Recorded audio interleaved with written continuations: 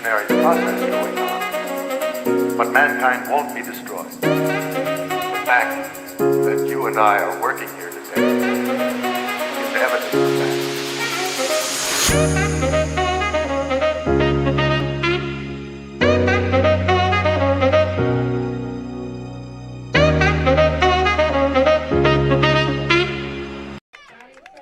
On a 65-degree evening, we welcome you into Pershing Park in Santa Barbara. Tonight, the Blues open up CCL play against the Santa Barbara Foresters on the SLO Blues streaming network. The Blues are coming off a very successful non-conference homestand. SLO started the summer with 9 straight home games, and with a win yesterday over the Menlo Park Legends, finished 7-2. Pitching was the story for the Blues over the out-of-league slate. The pitching staff has spun a handful of gems and really have been consistent day in, day out. So far for the Blues, the offense has come and gone, but the offense did explode in the final 2 series. SLO scored 19 runs in the rubber match with the Solano Mudcats and carried that into the opener against the Menlo Park Legends, scoring 18 runs for a blowout win.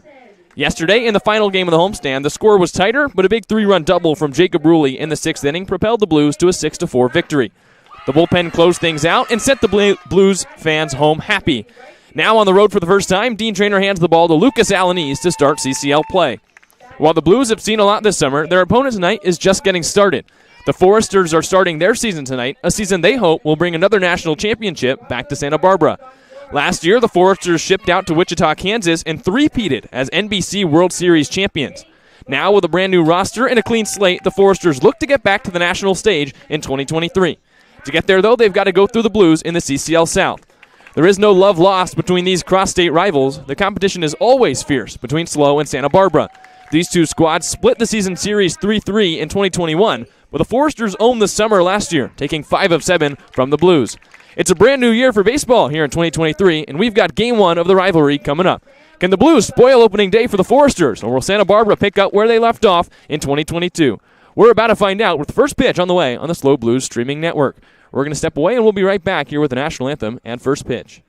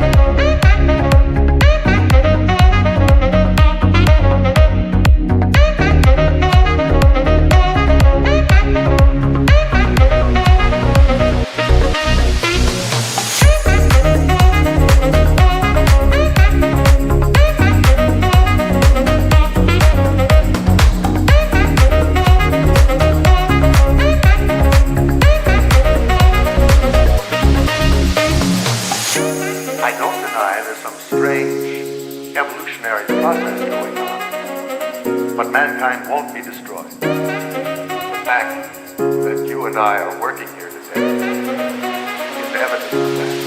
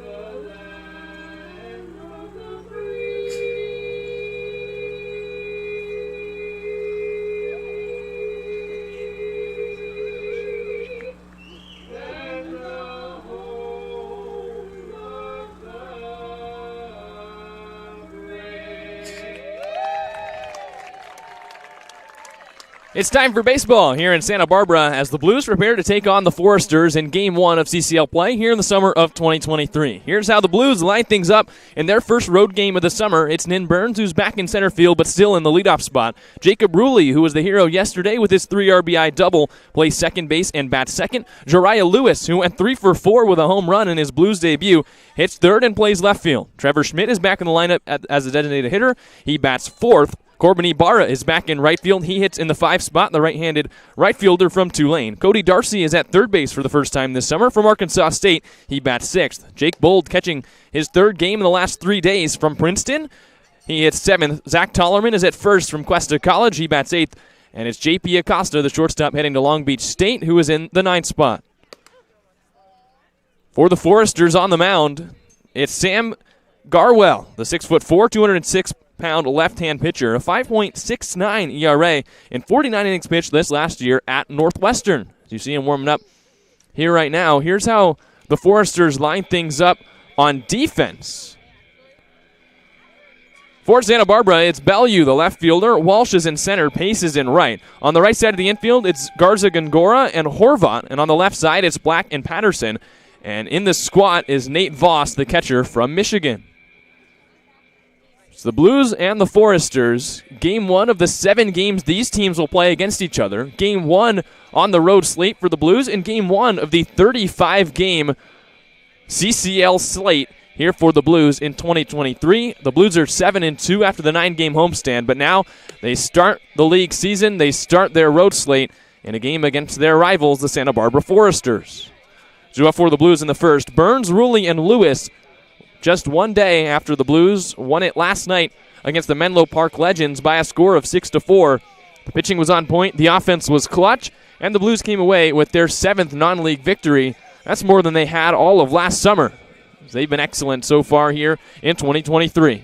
Burns is stepping up, which means we're ready for baseball here in SB. Burns, Ruley, and Lewis due up here on the SLO Blues streaming network. Nin Burns from Cal Poly Pomona, the center fielder, hitting .214 so far this summer with 12 walks, 4 runs batted in. And he's laid on the fastball. It's no balls and 1 strike. Garwell, he'll pump it in there. You'll see a different repertoire of pitches, fastball, changeup, and a breaking ball. He bends over at the waist to get his sign, and now comes home. And Burns takes the changeup low. It's 1 ball and 1 strike. Burns has hit leadoff in every single game this year for the Blues. He's the only player that's played in all 9 games so far this summer. Garwell deals. And Burns hits a rocket into right field. That's a base hit. The right fielder Pace is off to cut it off in the gap, and Burns is aboard with a leadoff single. Now batting for the Blues, number 25, Jacob Ruley. So Burns is on.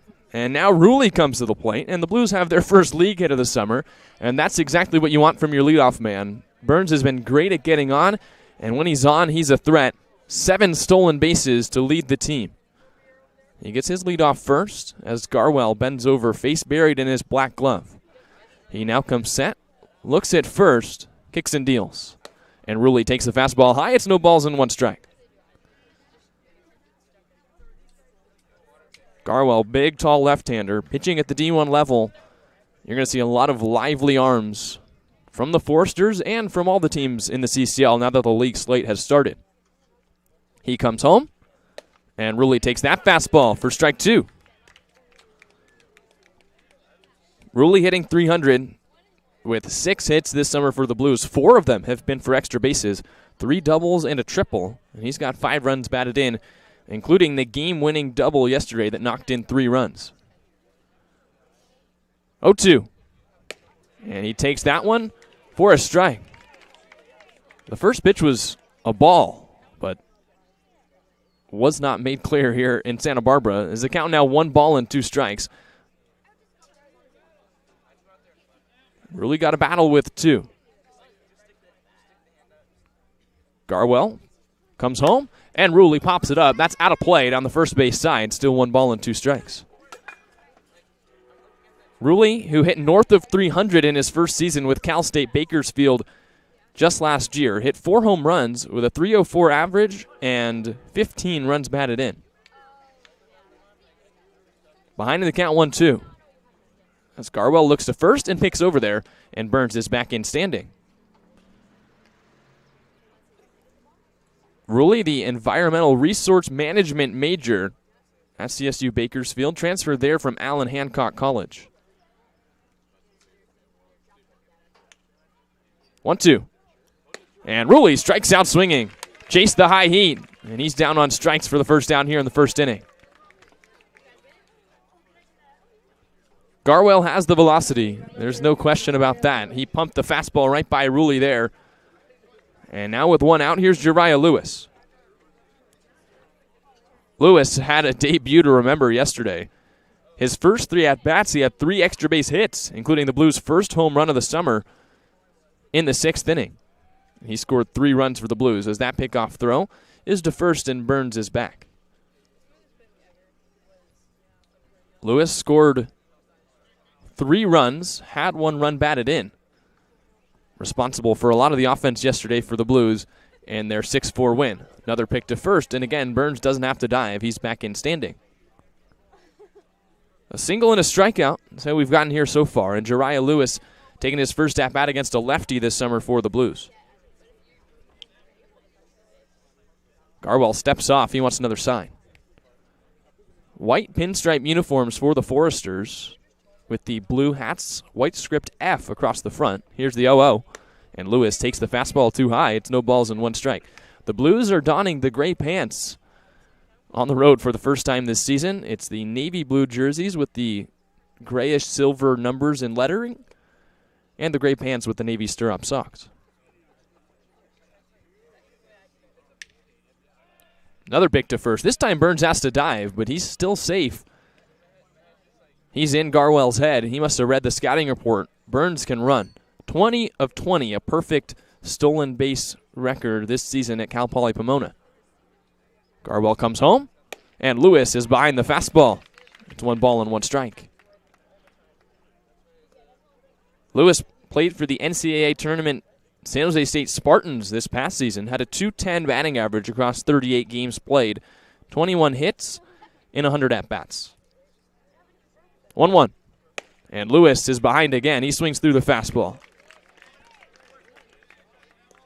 The Blues are having trouble catching up to Garwell's fastball here in the first inning. Some adjustments will need to be made as the lefty from Northwestern is really pouring it in there.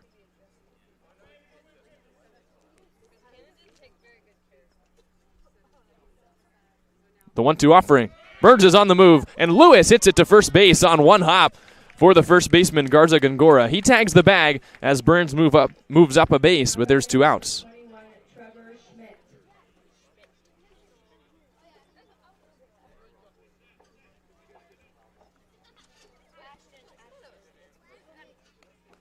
And now with 2 away, here's Trevor Schmidt. Redshirted this past year at Arizona, and he's been hot for the Blues all summer, hitting .391 with 7 runs batted in to lead the team. Burns at second. The Blues trying to strike first here in their first CCL game of 2023. Garwell looks to second and comes home. And Schmidt takes a fastball a little bit low. It's 1 ball and no strikes. Schmidt in 23 at-bats has 9 hits. 2 of them have gone for extra bases. He's also walked 9 times. The on-base percentage is through the roof. Burns dancing around second. Garwell lets him be and deals a fastball into Trevor Schmidt, who grounds it to the right side. The second baseman, Horvat, throws high for the first baseman, Garza Gongora, but he reels it in for the 3rd out of the inning. The Blues don't score. In the top of the 1st, we had bottom 1 with the Foresters coming up. It'll be Patterson, Black, and Pace when we come back on the SLO Blues streaming network.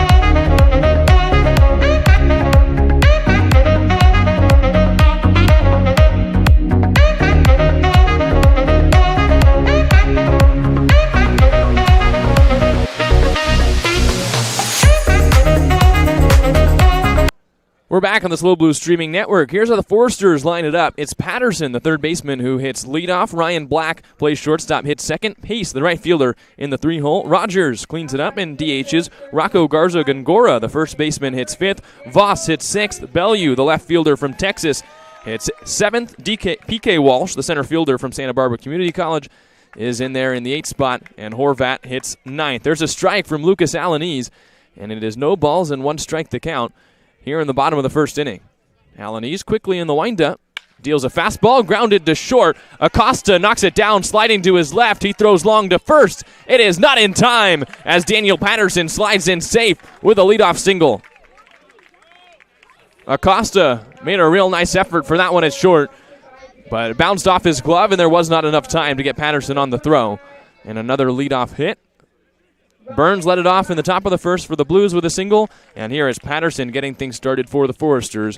He stands at first. Alanese, the 6'2", 295 right-hand pitcher for the Blues, heading to Cal Berkeley next year. He deals from the stretch, runner on the move. That's a strike. Here's the throw from Bold. It is not in time. Patterson swipes a bag. So the Foresters are running early, and Patterson has shown off the wheels on 2 occasions. He stands in scoring position with nobody out.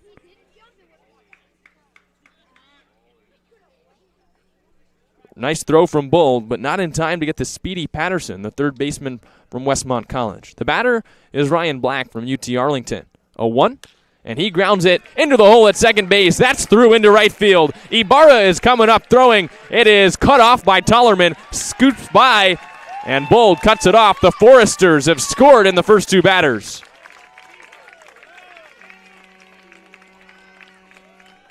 Lots of speed on the base pass for Santa Barbara, and Patterson, who stole his way to second, scores on the ground ball by Ryan Black. He hit it just to the left of Ruley, the second baseman for the Blues, and it scooted through for an RBI single, and already it is 1-0 here in Santa Barbara.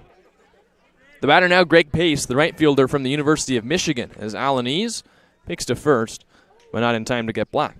Alanese coming into this game had a 3.24 ERA and 8 1/3 innings pitched. He struck out 8 for the Blues and walked 3 as he picked to first again and was not successful.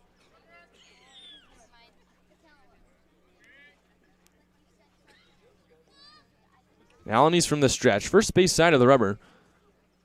He looks home and deals. Misses outside with that slider.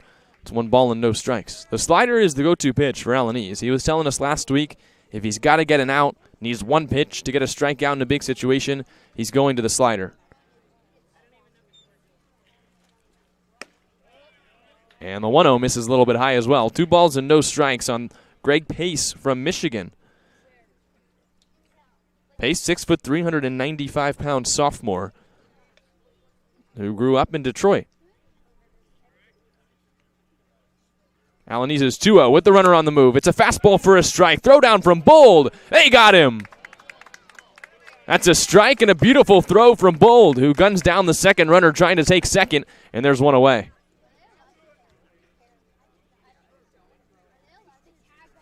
Another great throw by Bold. This one was just barely in time to get the runner, as now a 2-1 pitch is popped up. Foul. It's rolling back to the seats. Bold chases it to the fence line, but it doesn't have enough room. It's 2 balls and 2 strikes.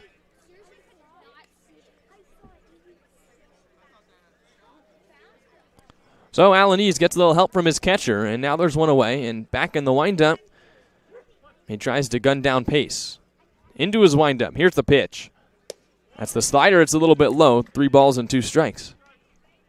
On deck is Will Rogers, the designated hitter from Arizona State.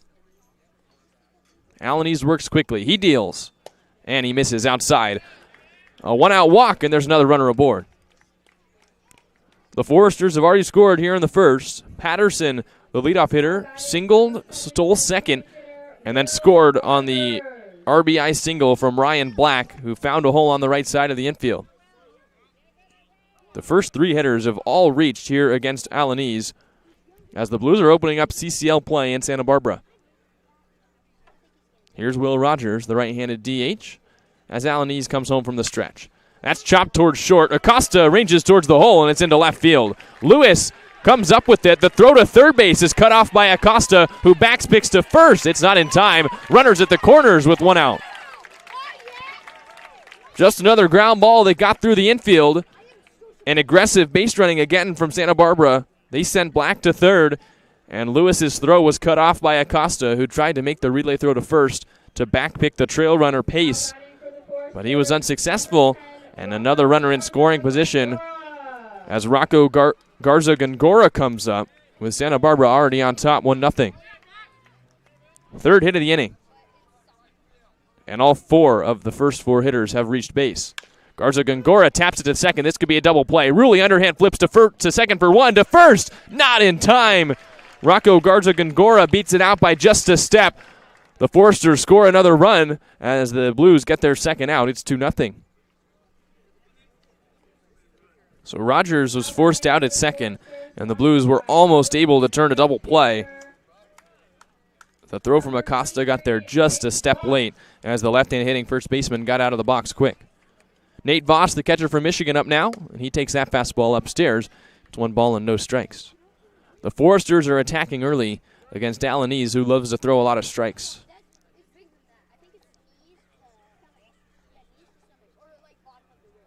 1-0. That's the slider and a big swing and a miss from Voss. 1 and 1 strike. Alaniz spent his last 2 years at Modesto Junior College, will play his senior year for the Golden Bears of Cal Berkeley. Had a 5.03 ERA in 78 2/3 career innings for the Pirates. 1-1. That's outside, 2 and 1 strike. He went with a slider again and was just off the plate to put Voss ahead in the count. Voss, the catcher from the University of Michigan, one of 2 Michigan players in this starting lineup. He hits a rope to left field, but it's foul off the top of the batting cages. 2 and 2 strikes. So Alaniz 1 strike away from getting out of this inning. The Foresters have already struck for 2 runs, and they've got 3 hits against Alaniz here in the first. He's back in the stretch. Now deals. And a swing and a miss on the slider. Strike 3. The first strikeout for Alaniz. And that's the final out here in the first. The Foresters score twice, and the Blues have their work to do. Heading to the top of the second, it's 2-0 Santa Barbara.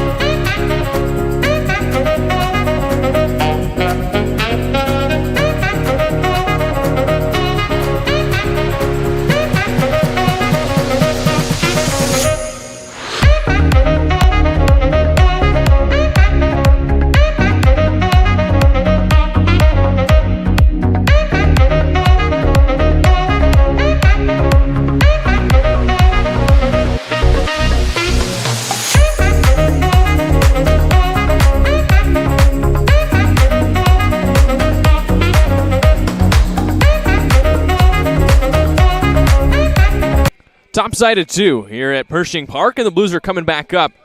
2 up for the Blues this inning as they trail 2-0. It's Corbin Ibarra, Cody Darcy, and Jake Bold.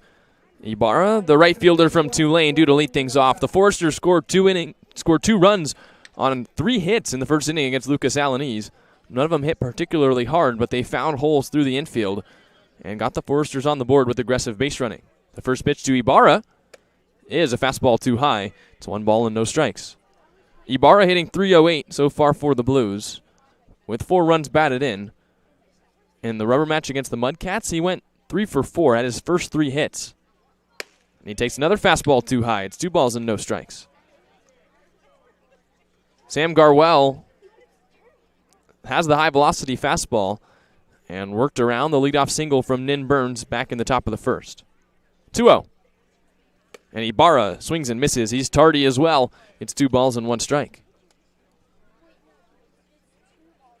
The Blues are trying to get their ace swing off and just are not catching up to the Garwell fastball so far in this game. 2-1. That is on the inside corner for a strike. Ibarra shrugs it off as the count moves to 2 balls and 2 strikes. So Ibarra going to battle up with 2. He's choked up about 1.5 inches on his tan bat. Garwell from the stretch deals, and Ibarra chops it foul on the breaking ball. Still 2 balls and 2 strikes. Ibarra did not play in his freshman season at Tulane, a team that shocked the country and made the NCAA tournament. He'll return there for his sophomore year and hope to join the squad. 2-2. That is up. And Ibarra thought it was a walk, and he's going to realize about as he touches first base that that's ball 3. He finally turns around when he steps on the bag, and everyone's telling him he's got to go back. They count 3 balls and 2 strikes. Wishful thinking from Corbin Ibarra, who thought he reached with a walk to lead off the frame.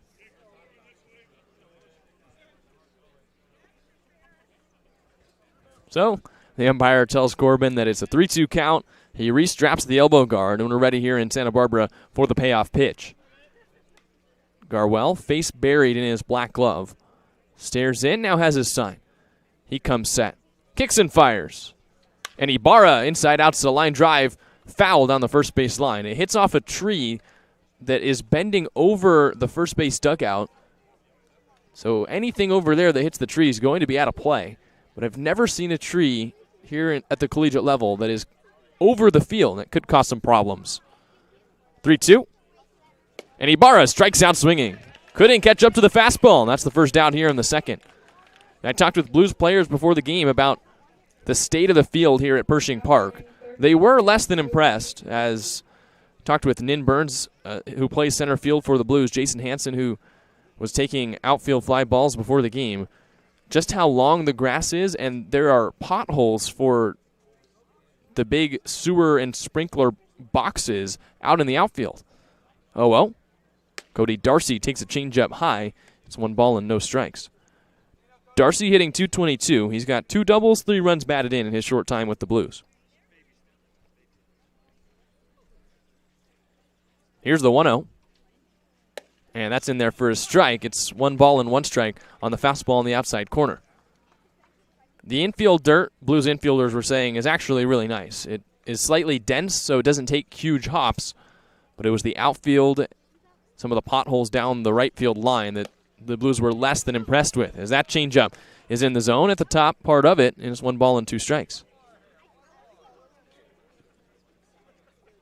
Garwell looking to strike out the second hitter for his 3rd K. He kicks and deals. And Darcy takes a fastball. Strike 3 call on the inside corner. There's 2 away. Garwell is fooling these Blues hitters so far today. That's his 3rd strikeout and just the first 5 outs. And now Jake Bold, the catcher, steps up, hitting .182 with 2 runs batted in from Princeton. Darcy down on strikes. And there's 2 away. Here's the 0-0 to Bold. And Bold takes the slider down low. It's 1 ball and no strikes. Blues trailing by 2 here in the first CCL game of 2023. 1-0. Bold taps it foul back into the glove of the catcher Voss. It's 1 ball and 1 strike. It's a lot of firsts for the Blues. Their first league game, their first road game. And they played their first 9 games at home, so this is a whole new atmosphere for the Blues. 1-1. And Darcy, or Bold, rather, takes it for a ball down low, 2 balls and 1 strike. The Blues got on a bus at Sinsheimer Stadium around 12:45, made the roughly 2.5 hour drive down here to Santa Barbara, as here's the 2-1. And Bold bends back out of the way, 3 balls and 1 strike. So the Blues arrived here, had a couple hours to get ready, but it is an adjustment after getting so accustomed to the home environment in San Luis Obispo to come here and play your first road game against an opponent that is so important to the Blues season in the Foresters. They'll play them 7 times, and each one is sure to be a competitive rivalry matchup. 3-1. And Bold flies it foul, backing out of play. It's 3 balls and 2 strikes. So a 3-2 count on the catcher from Princeton with Zach Tollerman on deck. Should Jake Bold reach here with 2 outs in the second. Garwell looks in, now comes set. He strides and shoots. And Bold pops it up, foul again. It's off the fencing and stays in play. Still 3 balls and 2 strikes.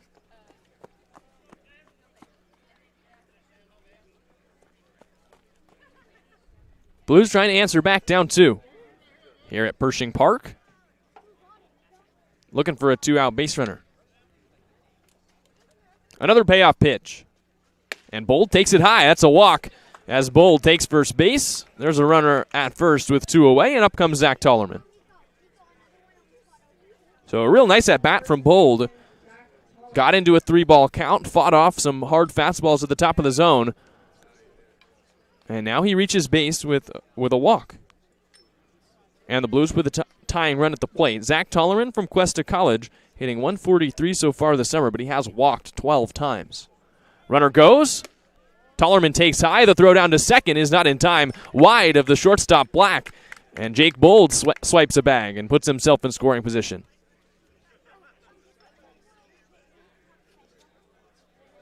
A lot of running here early at Pershing Park. 2 attempted steals in the first inning for the Foresters, and now Bold, the catcher, steals a bag here in the second. 1-0, and Tollerman takes it for a strike. It's 1 ball and 1 strike. So 1-1 the count on Tollerman, the tall 6'4" right-handed hitter for the Blues, playing first base. 1-1. And Tollerman chops it on the ground, up the middle. The shortstop Black slides, it bounces off of him. The throw from the second baseman Horvat on the ricochet is in time to get Tollerman. Great defense from the Foresters for the 3rd out of the inning, as Tollerman was just beat out by a step. We head to the bottom of the second. It is still 2-0 Santa Barbara.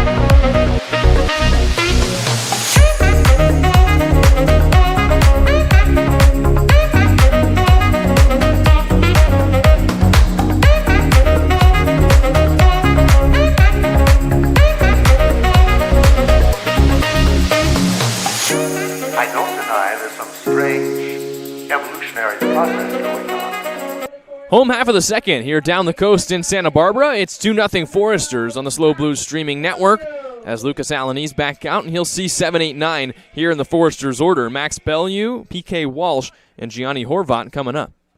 Alanese into his windup, and he deals a fastball that's chopped to second. The second baseman Rulli over, fields it head high, and tosses it on to Tollerman for the first out of the inning. 1 pitch, 1 out, and Alanese has put 1 away. So now P.K. Walsh coming up, the center fielder, local kid from Santa Barbara Community College. The right-hand hitter swinging a ivory white bat, steps in the back of the right-hand batter's box. 2 guys that like to move quick. 0-0, and that's out of play on the foul ball. No balls and 1 strike. Alanese trying to make up for the first inning. He allowed 3 hits and 2 runs. Back into his windup, he kicks and deals. And that is flown on the first base side, but out of play. As P.K. Walsh chased it foul, it's 0-2. No balls and 2 strikes. Alanese does have 1 strikeout already, 0-2, and he misses high with a fastball, 1 ball and 2 strikes. Alanese is the one pitcher on this Blues staff where you can't get many notes in when you're talking, and you can't look down because he's always right back on the rubber coming home. 1-2. That is a little bit low on the fastball. It's 2 balls and 2 strikes. We've seen a lot of heat from Alanese in this inning. This is where he goes to the slider. He shakes and has his sign. He deals. It is the slider, and it's poked into center field, base hit. On the line, it rolls into Burns, who picks it up in center field, tosses to second with the 1-out single. P.K. Walsh knew it was coming and smacked it into center, and he's aboard with 1 out, and Gianni Horvat comes up, the 9-hole hitter from UNLV. We've seen a lot of running. We'll see if the Foresters keep going on Jake Bold, who threw out a runner last inning as the count goes to 0-1.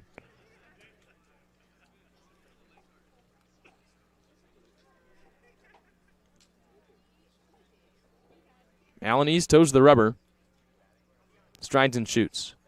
And that's upstairs. 1 ball and 1 strike. Horvat, 5'10", 166-pound junior from UNLV. Member of the Running Rebels. He stands in the back of the right-hand batter's box. It's a pickoff move, goes to first. It's not in time. Blues fans in the Blues in the dugout thought they might have gotten P.K. Walsh at first, but he was back in with a dive. The count's still 1 ball and 1 strike. 1-1. That's low on the changeup. It's 2 balls and 1 strike. Alanese is working quickly. When he's been in the zone, the Foresters have attacked him early in counts, trying to take advantage of his strike throwing. See if he can roll a double play here. 2-1. Misses high with the slider. It's 3 balls and 1 strike. On deck is Daniel Patterson, the leadoff hitter, who singled, stole a base, and scored back in the first. Alanese has the sign he wants. Glove held at the belt. He delivers. And that is flown into right field. It hangs up for Ibarra, the right fielder, who chases it in and towards the line and makes the one-handed catch for the 2nd out. And with 2 away, we flip the lineup card over, and the Foresters bring up Patterson, representing the top of the lineup. Now batting for the Foresters, sponsored by Christina Songer and Pacific Press. Please welcome 3rd baseman Daniel Patterson. Patterson from Westmont College hit the single back in the first inning, stole second immediately, and scored on the next pitch, a grounder through the right side. And he takes the slider here for a strike. It's no balls and 1 strike. Patterson, 6'1", 185-pound junior from Westmont College. As Alanese deals 0-1, throws the slider again and misses low. It's 1 ball and 1 strike.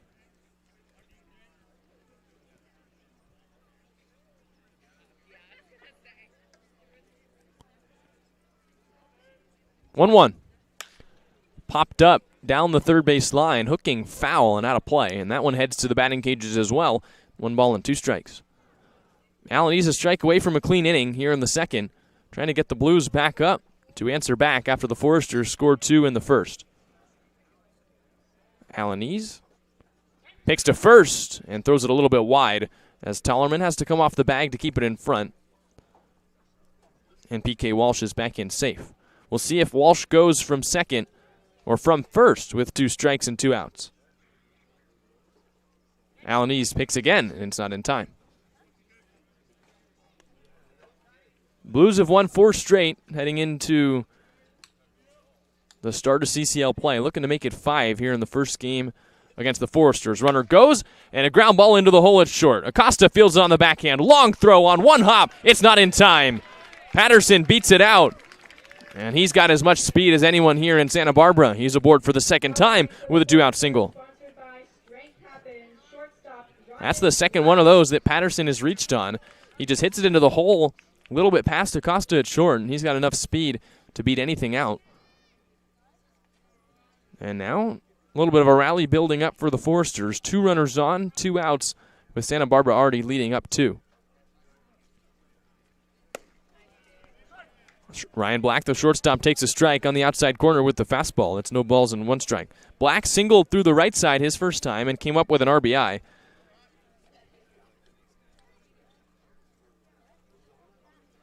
And now as Alanese comes set 0-1, he looks back at second and picks there, fakes a throw, and does not toss it over to Acosta as he's checking on Walsh.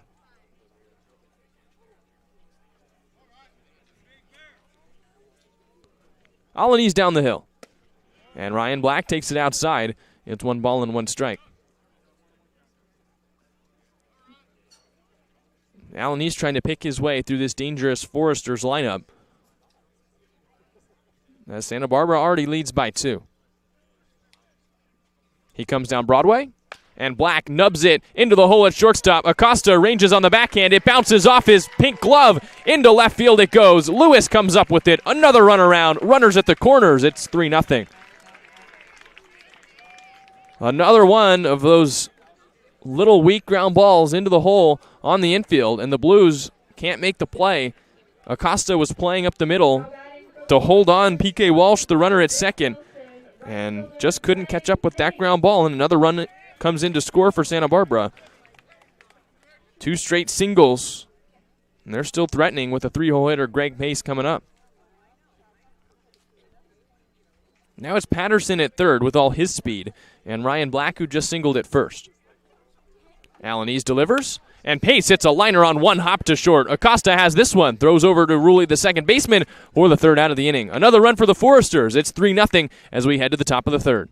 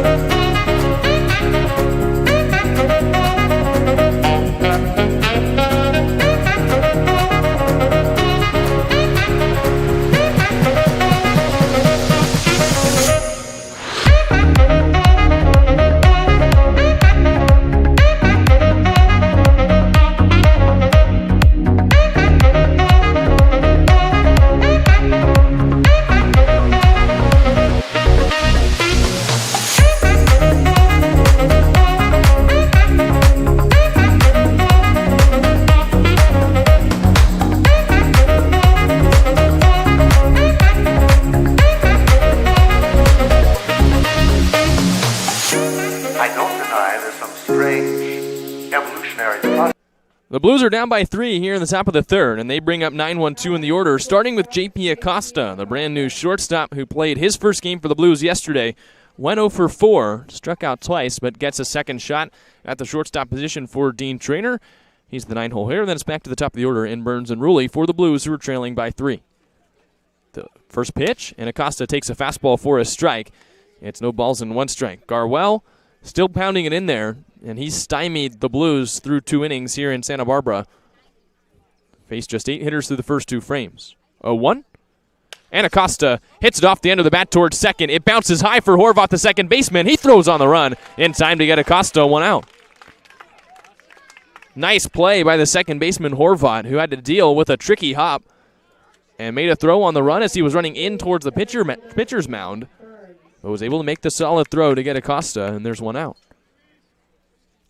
Now Nin Burns comes up, singled to lead off the game for the Blues. Their lone hit the first time through the order.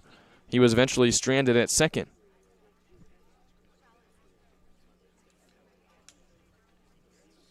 0-0 to Burns. And Garwell misses low with the breaking ball. It's 1 ball and no strikes. It's been a lot of the fastball first time through the order for Garwell. Here's where he might start to switch it up, especially against the guys that saw him well the first time through. 1-0. And Burns takes a fastball down low. It's 2 balls and no strikes. Burns hit .317 this past season at Cal Poly Pomona. Was an all-CCAA honorable mention for the Broncos. 2-0 pitch. And Burns unloads on that fastball and fouls it back. In a hitter's count, he got the pitch he wanted and couldn't keep it fair. It's 2-1.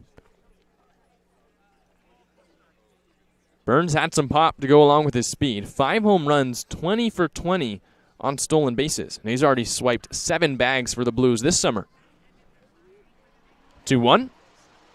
And he takes a fastball high. It's 3 balls and 1 strike. Burns was second on the Broncos in average, slugging, and OPS. Led the team in triples and walks. Hitters count. Here's the 3-1. Burns takes a fastball on the inside corner. Thought it was ball 4, but instead it fills up the count. 3 balls and 2 strikes. So Burns walks around the plate a couple of times, taps both feet, and prepares to face the payoff pitch.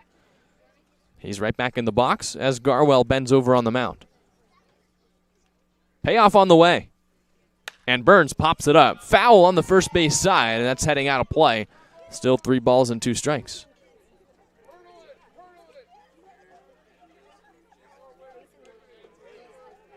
Garwell looking for revenge for the first inning when Burns got a 2-strike base hit. Here's the 3-2. And Burns pops it up, foul again. This one hits the fencing and falls into the on-deck circle where Jacob Ruley stands, trying to come up with a runner on if Burns can reach.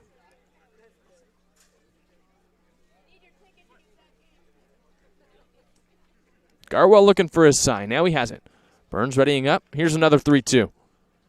And Burns takes it low. A walk with 1 out. And then Burns with speed is aboard with 1 away. Good at-bat. He had to gruel that one out in a 3-2 count. Fouled off a couple tough pitches. But he's aboard for the second time in as many at-bats. And the Blues have speed on for Jacob Ruley coming to the dish. Burns 7 for 8 on stolen bases so far this summer. He stole 2 in the first game against the Legends when he walked 4 times. And that's the first walk for Burns in this game as a hit goes to first and he's back in safe. The Blues have walked twice through 10 hitters against Garwell. They've also struck out 3 times. Ruley was one of those strikeout victims in the first inning where he went down swinging on the high fastball. 0-0. That's way upstairs. It's 1 ball and no strikes as that fastball carried away from the catcher Voss, who had to leap out of his squat to keep it in front. Blues putting on some signs for the base runners. Burns at first and Ruley at the plate. And a pick to first as the pitcher Garwell just stepped off with his back foot, kind of slinged the throw over there. And Burns didn't take it all too seriously. He ran back to the bag and just stepped on it without sliding. 1-0, Burns is on the move. Here's the pitch, a high fastball. Burns is in there with a steal. The 8th stolen base for Nin Burns, who keeps wrecking havoc on the CCL base paths. And he's aboard in scoring position with 1 out.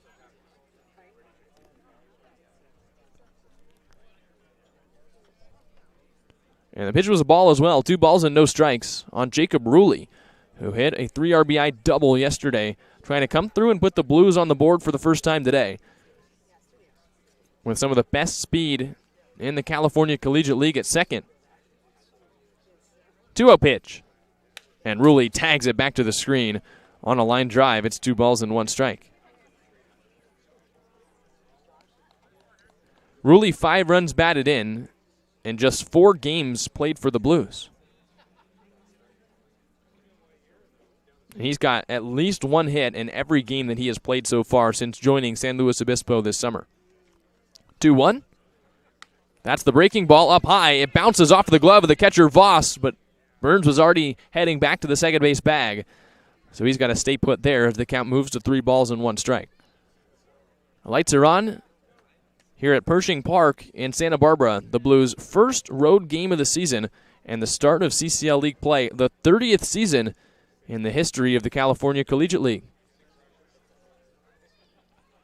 3-1. And Rulli again lines it back to the screen. 3 balls and 2 strikes. He's on the fastball, but just a bit underneath, as he squared that one up straight back, and the count moves full.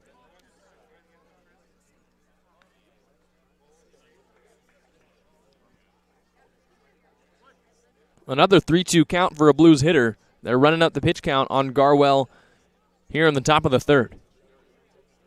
Payoff pitch. And Rulli pops it up on the infield. The second baseman, Horvat, heading into shallow center field. He crosses the lip of the outfield and makes the catch for the second out. So Rulli is retired, and that gives way to the 3-hole hitter, Jariah Lewis.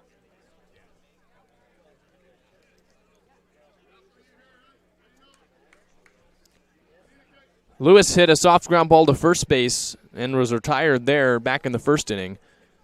3 for 4 yesterday in his Blues debut with 3 extra base hits, including the Blues' first home run of the summer. Now comes up with 2 outs and a runner in scoring position, Nin Burns at second base. Burns has a big lead, being held there by Black. The pitch, and Lewis takes it in the dirt. Nice block by Voss, who had to drop to both knees to keep it in front. It's 1 ball and no strikes. Got to talk with Lewis in the postgame interview yesterday. First question I asked him is, off the bat, did he know it was gone? And he told me that was one of the first times where he's hit a home run and knew it was gone off the bat. And it soared 95 miles an hour off his black bat and over the right field wall. 1-0 with Burns dancing. And Lewis bounces it off the plate. It's 1 ball and 1 strike. I was trying to tell a story yesterday about Lewis going back to play closer to home. After transferring from USC to San Jose State, he was 40 minutes from his home in Alameda, and right as I was getting to climax of the story, he decided he would hit a home run on that pitch. Pick to second, Burns has to dive, and he dives right into the knee of the shortstop Black, hits him in the face, but Burns is back in safe. He stands hands on hips looking at the shortstop Black.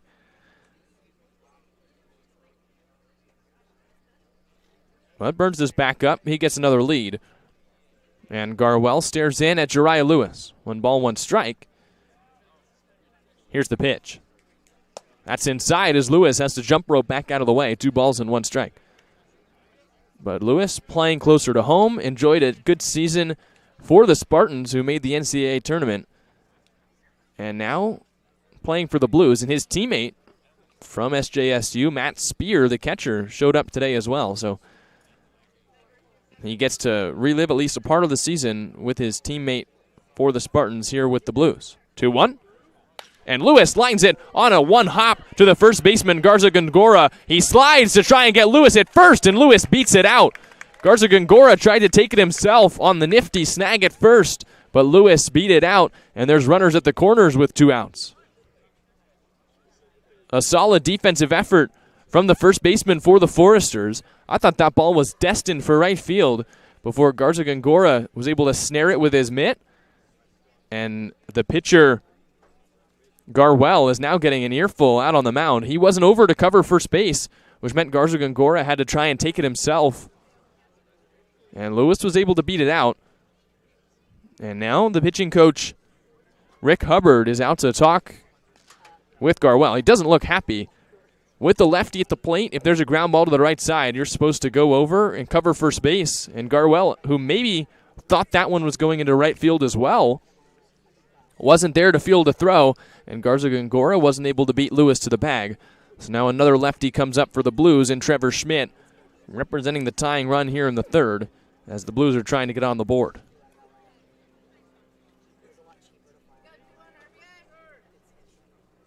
Schmidt grounded out to second in his first at-bat to end the first inning, and Strand Burns at second.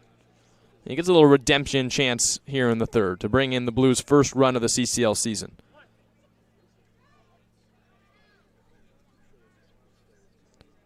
Garwell looks to first, now comes home, and Schmidt takes a fastball on the outside corner. It's no balls and 1 strike. There is some action in the bullpen for Santa Barbara.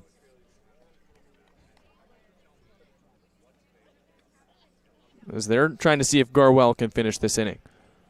0-1 the count on Schmidt. Garwell deals. Lewis takes off for second, and Schmidt fouls it back. It's no balls and 2 strikes, and Lewis has to return.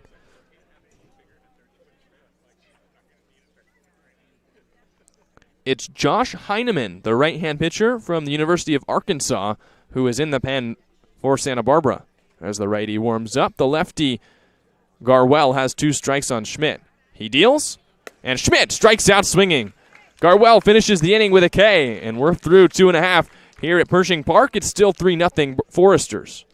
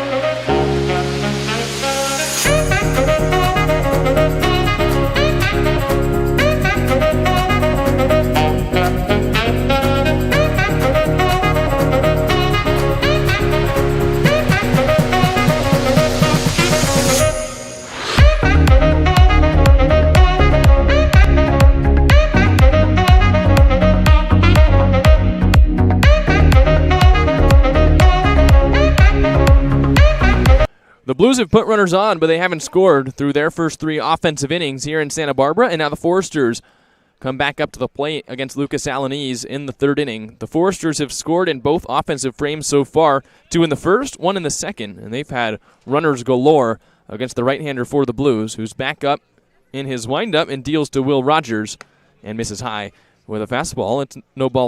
It's 1 ball and no strikes. Alanese searching for his first scoreless frame in CCL play. He comes home, and Rogers taps it back towards his own dugout. It's 1 ball and 1 strike. Rogers singled back in the first, eventually tried to steal second on Jake Bold, but was tossed out. 1-1. And he lines that one down the third base line out of play. That ball was smoked, but he couldn't keep it fair down that third base line. And now a 1-2 count on Rogers. Alanese taps his feet and delivers. And Rogers strikes out swinging. Alanese spun the slider and got it in there for his second strikeout of the day. And there's 1 out here in the 3rd inning.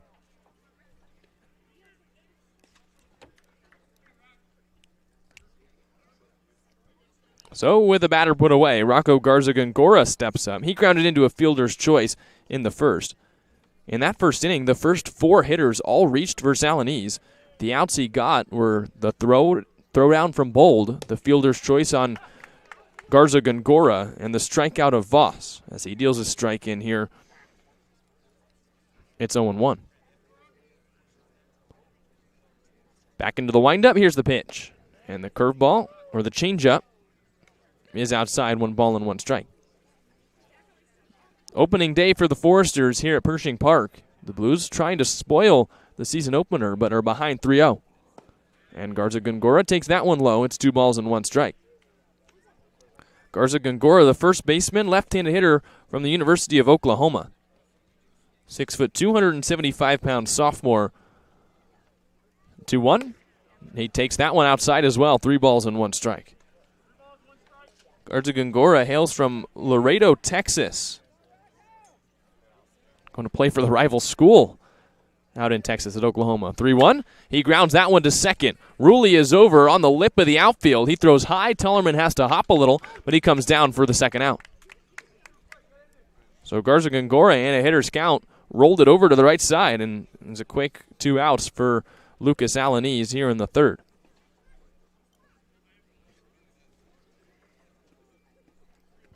The batter's Nate Voss, the catcher from Michigan, and you can see he's got the Navy helmet with the maize yellow M on the top as he grounds it to short. JP Acosta comes up with it, and Lucas Alanese works a 1-2-3 inning. We head to the top of the fourth. Nate Mills will join me as the Blues trail by 3.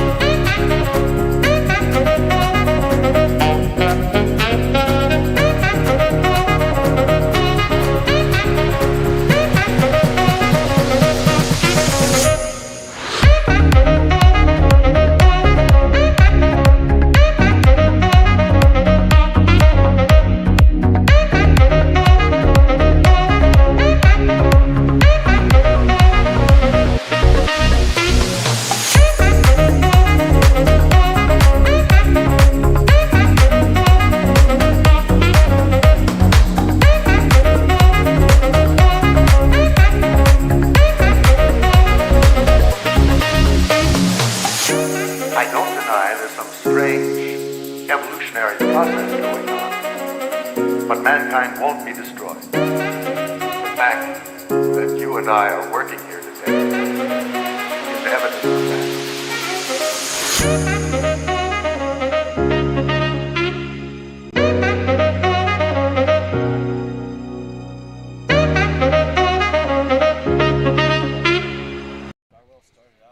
There's a new pitcher in for the Foresters. It's the right-hander Hunter Watkins, who's committed and signed to go play at Grand Canyon University. The 6'9" freshman right-hander, also pumping a lot of velocity, is into the game. He takes over for the starter Sam Garwell, who worked 3 scoreless innings against the Blues, who trail by 3. I'm joined by Nate Mills. Nate, you spent the first 3 innings in the dugout. What was the scouting report on the velocity that the Blues are seeing? Yeah, they were looking at Garwell, and I talked to Trevor Schmidt about it, and all he could really say was this is just a really solid left-handed pitcher. And, you know, you got pitcher of the year in San Diego, going to Northwestern, or is at Northwestern, and they were impressed with what they saw out of him.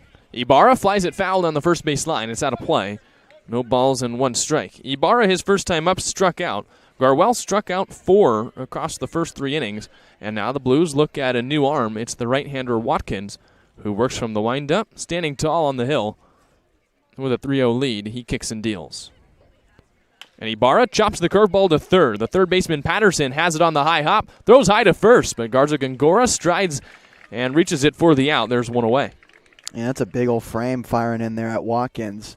Come with that fastball, probably in the low 90s. And you just snap that breaking ball in there. The speed differential on those 2 pitches got to be disorienting for the St. Louis Obispo hitters. SLO trails by 3. They've won 4 straight, which is longer than any win streak they had last summer, and they're trying to keep it going here in their first road game. They've got some work to do against the lively arms from Santa Barbara. Oh, well, that's the curveball, and Darcy bent all the way back out of the way before it bent into the zone. It's no balls and 1 strike. Yeah, that's that real type breaking ball I was talking about. Disorienting, evidently. Here's the 0-1. And Darcy checks his swing on the fastball. Did he go? No, says the first base umpire here at Pershing Park. It's 1 ball and 1 strike.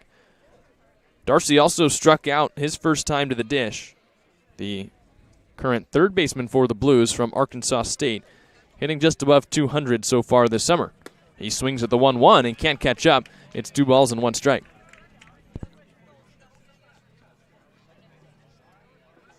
One and 2 the count on Cody Darcy, as the Blues looking for base runners of any kind here in SB.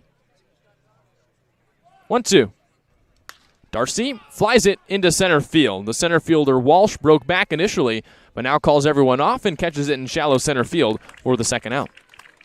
Looks like Darcy just got under that one. Hits a towering fly ball into center. Easy play for Walsh for out number 2. 2 quick outs for Hunter Watkins. I was talking with the guys in batting practice, especially the ones that have been here for more than 1 year. So that's Darcy, Tollerman, Giovanni Blanchette. As here's the 0-0 to Jake Bold. And Bold checks his swing and takes the fastball up high. It's 1 ball and no strikes. And they said the one thing they really remember last year about playing Santa Barbara is just how live some of these arms are. Yeah, we're seeing it so far right now. First 2 guys living in the low 90s. Probably got more in store in that bullpen. Stay tuned.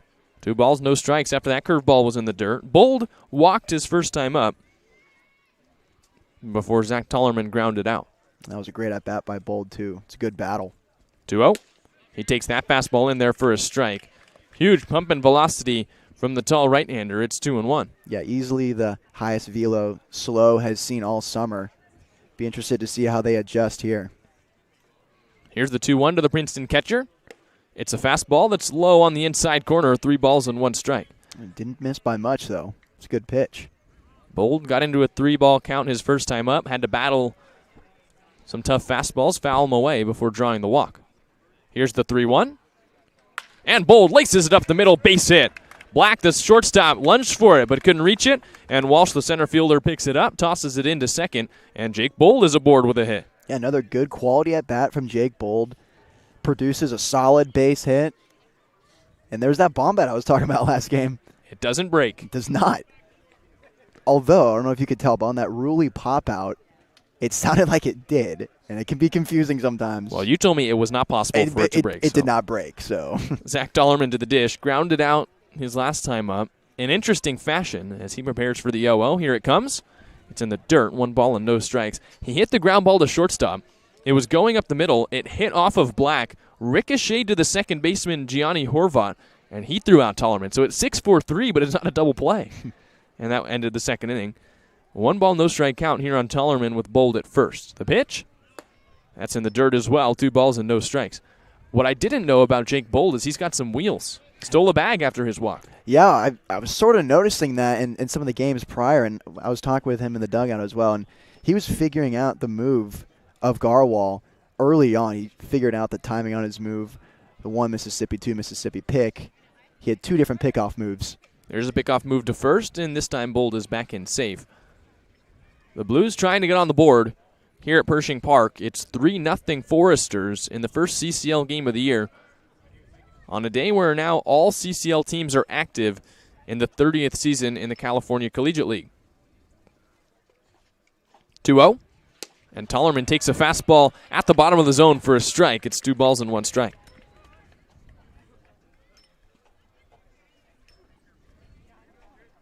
Two and 1 the count on the tall right-hander from Cuesta College.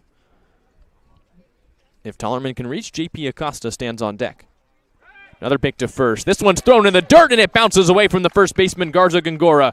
Bold is on his horse to second. He's in there standing up, and the Blues have a base runner in scoring position.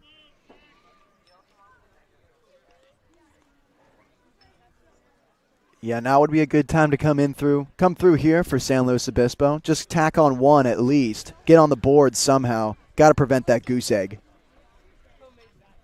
Once you add 1 run, you feel like you can add 1 any inning. Yep. But it's just about scoring for the first time. 2-1 the count on Zach Tollerman against the Foresters with a runner in scoring position for the second consecutive inning. 2-1. And Tollerman takes a fastball on the outside corner this time for a strike. 2 balls and 2 strikes the count. That's a really good pitch right there. Watkins just picking at that low and away corner to Tollerman, and he's getting those calls. A dot on the outside corner for the second strike. Now Watkins comes set, looking for the strikeout. He kicks and fires, and Tollerman takes the curveball in the dirt. The count moves full. 3 balls and 2 strikes. And Bold, the runner at second base, will run with contact with 2 away. Tollerman trying to reach for J.P. Acosta, the 9-hole hitter.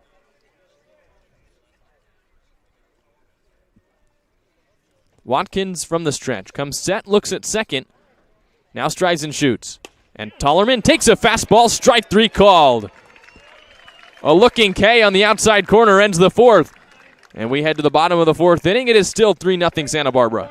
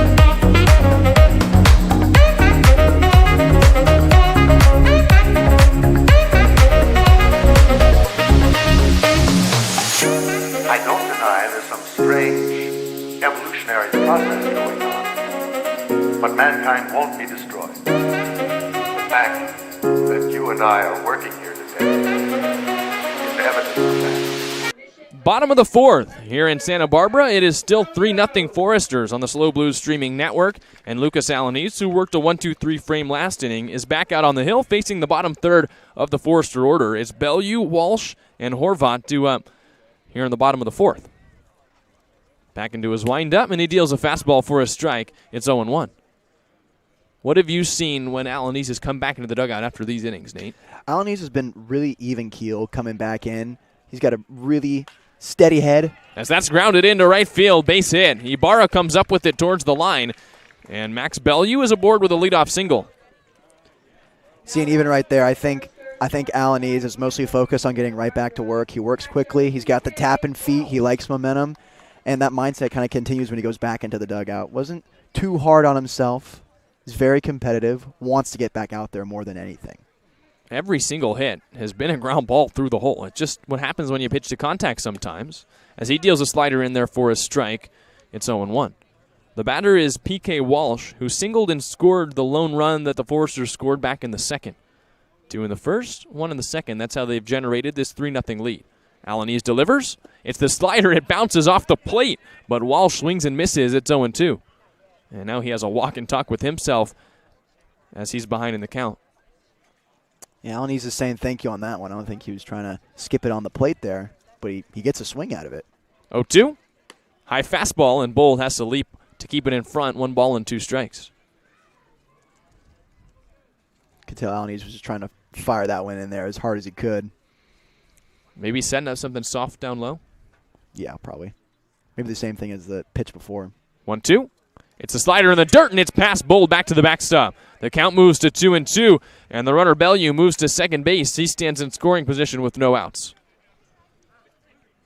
He tried the slider and could not command it quite as well. Bounced it in the left-hand batter's box, and Bold couldn't keep it in front. 2 balls and 2 strikes as the Blues trail by 3. Yeah, this is the team that gets to hacking. Foresters like to swing the bat. Really important here to get a strikeout. That'd be huge for Alanis. Walsh has kind of come through with his second hit in his second at-bat. Alanis looks at second, now comes down the hill. And misses high with a fastball, and it's in and out of the glove of Bold, back to the backstop. 3 balls and 2 strikes, and the runner moves to third. That's a pass ball off Bold. That was definitely catchable for the Princeton backstop. But it looked like he tried to jump a little bit, and it just couldn't get his glove up in time and couldn't squeeze it. Yeah, timing's a little off there. Now you got an extra run 90 feet away. Payoff pitch. Walsh taps it foul. Still 3 balls and 2 strikes. Walsh, the center fielder from Santa Barbara Community College, playing for the local team here at his home stadium, Pershing Park, where SBCC plays. Blues have the infield in. Another 3-2. It's grounded to third. Runners coming home. That's where Darcy comes, and they tag out Bellevue at the plate for the first down. Aggressive base running again from the Foresters, but this time they come up with nothing, and a great play by the Blues on defense. Yeah, it's the right play there for Cody Darcy. With 0 outs, though, you can't be going right away as you've seen the ball hit the ground. With 0 outs, you got to see it through. You work on that in base running drills. And Bellevue kind of ran into that one, I'd say. Here's the Gianni Horvat, the 9-hole hitter. He takes a strike on the fastball. We saw the same play yesterday for the Blues, where they tried to score on a ground ball to third with a runner at third, and it was Ruley who was thrown out at home. 0-1. Horvat takes a fastball down low. It's 1 ball and 1 strike. The Blues ended up winning that game late on the RBI double from Ruley, who knocked in 3. They beat the Menlo Park Legends to complete the 2-game sweep 6-4. 1-1 with PK Walsh at first. Horvat pops it foul on the first base line out of play. It's 1 ball and 2 strikes. 1-2 for Alanese. I want to try that slider again. We'll see if he can reel it back in and find the control. 1-2. He tries the slider. It's off the glove of Bold in the dirt. And the runner at first, Walsh, thought about heading for second, but he retreats back to the bag. 2 balls and 2 strikes. Yeah, I think that's the right pitch there. Horvat just doing a good job leaving that one in the dirt. Bold's been beat up over the last couple days, catching his 3rd game in 3 days as the Blues were waiting for Matt Spear, the catcher from San Jose State, to arrive. Picked to first, and Walsh is back in. Talking on the broadcast earlier, Nate, that Spear arrived today. He was on the bus. He took batting practice with the team, but wasn't prepared to play today, so Bold is back in the squad. As Alanese picks again, the throw beat Walsh to the bag, but Tollerman couldn't get the tag down in time. He's back with his slide. That's the 3rd really close pick we've seen from Alanese. Got a really good, quick move. 2 balls, 2 strikes, and the 9-hole hitter, Gianni Horvat. Alanese picks again, and they didn't get him once again, as Walsh is back in. Dirtying up the white pinstripe uniforms, really reminiscent to me of Cal State Fullerton with the blue F and the white pinstripes. Runner goes, slider is off the outside corner. Bold had a late throw and is dug out by Ruley with a runner stealing second. That's a good attempt there by Ruley, trying to deke him, running into the outfield as if the ball got past. You've seen that trick work a few times, but it doesn't land there, but that's a good idea. Now 3 balls, 2 strikes to count on Horvat. All those pickoff moves, and Walsh was still able to steal the bag. 3-2. And Horvat chases the fastball foul, backing out of play. Still 3 balls and 2 strikes. The Blues trying to keep this one close and bring the bats back up in the 5th. Trailing in this one 3-0.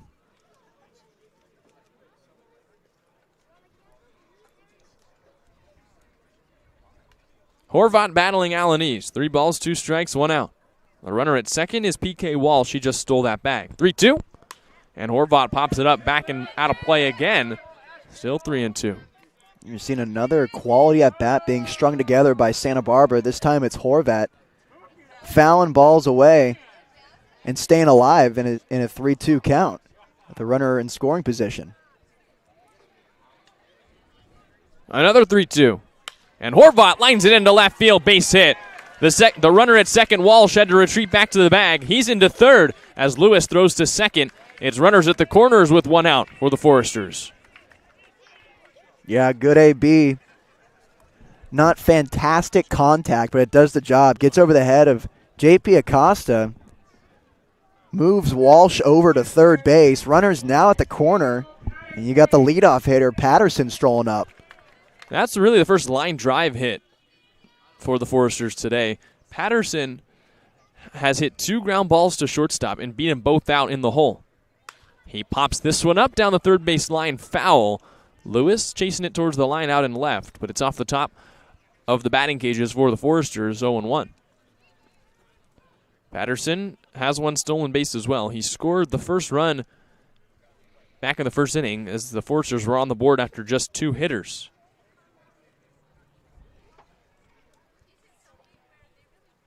Oh, 1. And Patterson hits a sky-high fly ball on the infield. It's Cody Darcy, the third baseman, who comes in, calls everyone off, and makes the one-handed catch for the second out. So a big out for Lucas Alanese, who gets the non-productive out. And now there's 2 outs with a runner at third. Ryan Black.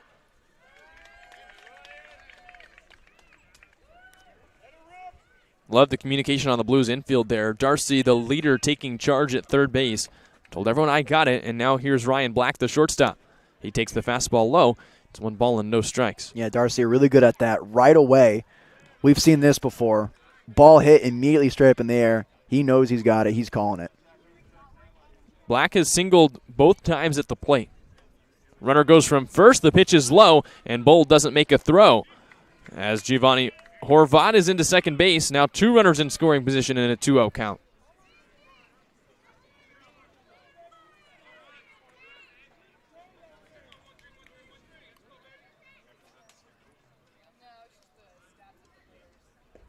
Two balls, no strikes. Hitters count for the 2-hole hitter for the Foresters. The pitch, and Black takes the changeup low. It's 3 balls and no strikes. On deck, if Black were to reach, is Greg Pace, the 3-hole hitter from Michigan, who's 0 for 1 with a walk and a run scored. Alanese is nibbling around Black. He deals and misses outside with a changeup. A 4-pitch walk loads the bases, and now here comes Greg Pace. Yeah, that doesn't destroy you if you're Alanese. That base was open anyway. You got 2 outs. You can go anywhere with the ball now. Ball hitting the infield. Easy way for the infield. Jake Bold, the catcher, out to talk with his right-hand starter. Alanese is trying to finish the 4th inning and keep this game in check for the Blues. The Blues, who dropped 5 of 7 games to the Foresters last year, playing here against Santa Barbara in the first game in the CCL this season. They want to start it off with a win, but you got to keep it close here in the 4th inning. A hit in the gap here could bring in 3 runs and put the Foresters up by a hefty amount.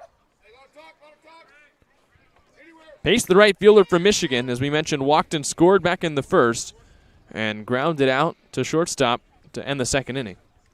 Yeah, and Alanese, as we can see, a guy who's all about momentum. If he can escape this jam, he's going to come in hot into the 5th inning.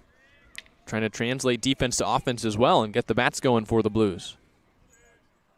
Here's the 0-0. And Pace takes that fastball outside. Great stop by Bold, who had to lunge to his right to keep it in front. It's 1 ball and no strikes. I think Bold got crossed up there. I don't think he was expecting a fastball. Looks like it caught him off guard a bit.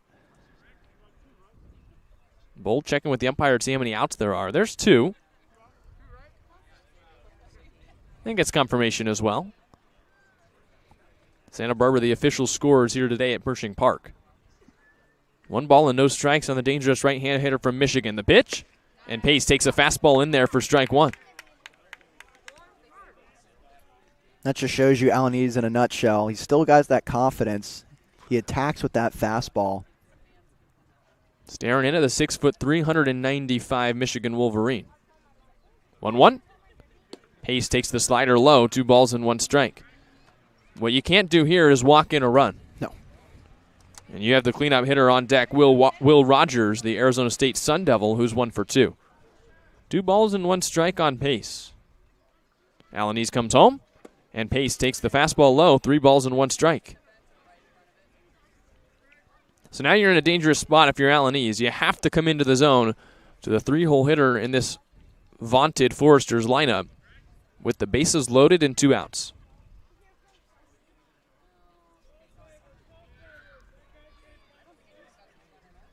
The 3-1 offering, and Pace pops it up. It's on the infield. Alanese points to the sky. Darcy calls it once again, and he does the pop-up dance and makes his 2nd catch of the inning to retire the side. We're through 4. It's still 3-0 Santa Barbara.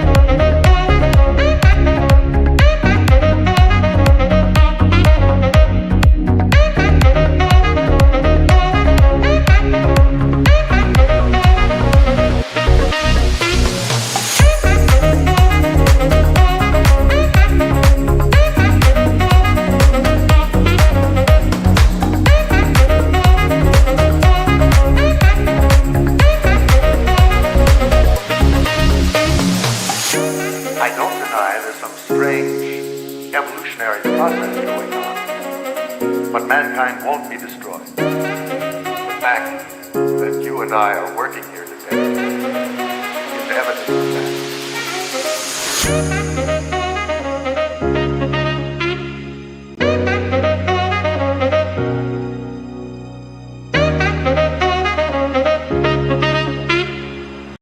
JP Acosta due to lead things off for the Blues in the top of the fifth. It's still 3-0 Santa Barbara as the Blues bring up 9-1-2 in the order, trying to get on the board for the first time here in CCL play.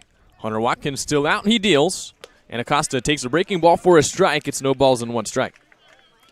The future dirtbag sporting a look I've never seen, which is the towel in the back pocket. Never seen that move before. Effortless swag. 0-1, and Acosta takes that one low. It's one ball and one strike. But no, Acosta's got the bleach blonde hair, the curls, and the chrome, pink and teal glove. Yeah. Drippy at shortstop, as they would say. One ball, one strike. And Acosta checks his swing at the low breaking ball. Did he go around? Yes. As the third base umpire here at Pershing Park, and it's 1-2. That was in the 50-50 zone, but they got a better view than we do. And the count 1-2 on the rising freshman heading to Long Beach State. Watkins buried in his glove. He comes home, and Acosta rips a liner into right field, base hit. Pace, the right fielder, was playing shallow, but he comes up with it on a couple hops on this long outfield grass, and Acosta's in with his first hit as a Blue. The young kid with some solid contact down in the count against the guy who's pumping in the low 90s. Long Beach State, get ready. He didn't. He looked like he was perfectly fine with the velocity of that fastball. Oh, he was right out ahead of it as well. Yeah, he was there. Yeah, if anything, I would say it was maybe off the end just a tad. Now Nin Burns comes up. A hit and a walk with Acosta at first. The pitch, and Burns takes a breaking ball for a strike. The second straight hitter to be started off with the breaker from Watkins, and it's 0-1. Yeah, and something you see when guys are throwing with higher velo, that hitters will ramp up the swing, when in reality it should be the exact opposite thing, because the pitcher is providing the velocity. You just got to throw your barrel on it. It'll go. And Acosta did a good job at doing that. Watkins long hold, 0-1, and Burns takes that fastball for a strike. It's 0-2.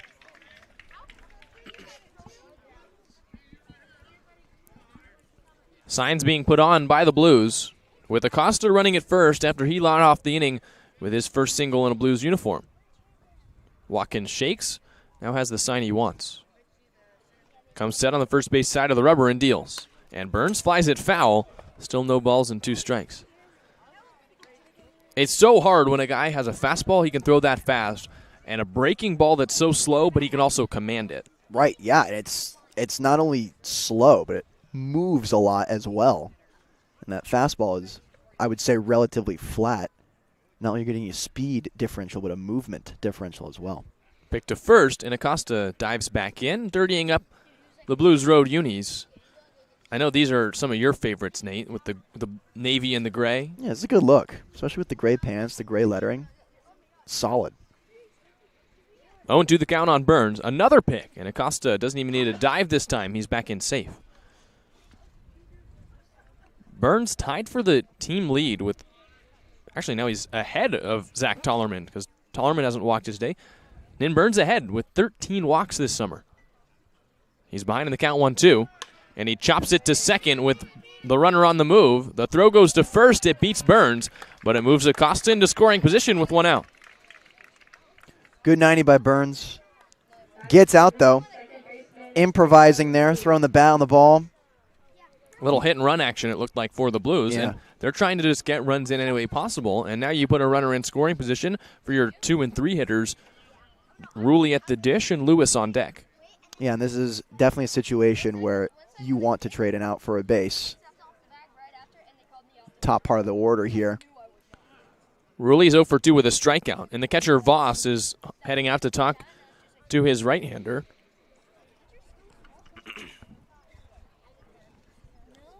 The Foresters lead here through 4 1/3. We're in the top of the 5th. It's 3-0 Santa Barbara. And Ruley, who came through with the big hit for the Blues yesterday, the 3 RBI double to left field. He was Nate about a couple feet away from a grand slam off the top of the wall. He takes the 0-0 fastball in there for a strike at the top of the zone. It's 0-1. He's been living there in his Blues career so far. His flyouts are there. His doubles are in that area as well. It's a good approach. 4 hits in his first 3 games for the Blues. At least 1 hit in every game. He's got 3 doubles as well. Picked to second, and Acosta's back in.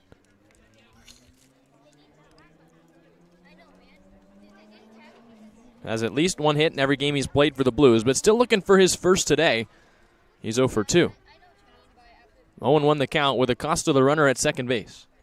Blues trying to score for the first time. The pitch, and Rulli flies it backwards and out of play. It's no balls and 2 strikes. Yeah, 0-2 now. I'm looking for that curveball again. With a guy that throws this hard, can you look for the curveball and still catch up to the fastball? It's tough. I mean, this guy's got really good stuff. I mean, it's what makes baseball so hard, dealing with situations like that. 0-2. It is the curveball, and Rulli flies it foul off the tree that hangs over the first base dugout. It's still no balls and 2 strikes. That is exactly why I decided not to hit anymore. Definitely not because my coach recommended I be a PO. Hey, it's why I'm sitting here. It's better on this side. Yeah, it's nice. I'm sitting down. Don't have to face 90 miles an hour. Yeah. 0-2. And Rulli, again, fights off the breaking ball. Still no balls and 2 strikes. It's much easier just talking about it. Rulli was a hard guy to strike out at CSU Bakersfield this past season. He only struck out 20 times in 32 games played. And back at Allen Hancock College, it was even harder. 21 strikeouts in 40 games. 0-2. And Rulli pops it up. It's foul, heading right over our heads. And it's still no balls and 2 strikes. So Rulli putting up a fight in an 0-2 count. And Watkins still entering the zone. But he can't get it past Rulli. Yeah, Rulli staying in it. You can see him choking up on the bat there. He's shortened up a bit. Seems to be working for him as he's fighting off those pitches. Hopefully it can pay off for him and for San Luis Obispo. 0-2 the count on the new Blues second baseman with J.P. Acosta at short. Watkins looks back at Acosta, now comes home. And Rulli flies it out to right center field. The right fielder paces back and over into the gap. He makes the catch. Acosta tagging for third. Here's the throw. It's on a hop, and it's cut off by the shortstop, Black. Acosta moves to third on the fly ball. And now the ruling is that Acosta didn't tag from second, and that's the second time this has happened to the Blues this season. No contest yet, at least from the Blues, and that is the end of the inning. We're heading to the bottom of the 5th. It's still 3-0 Foresters.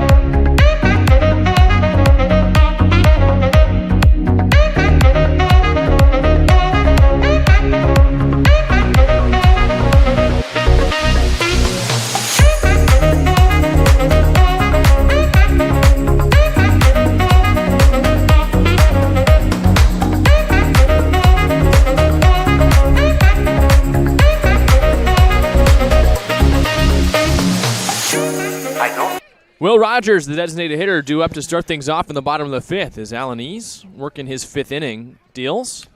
And Rogers taps it foul back to the backstop. It's no balls and 1 strike.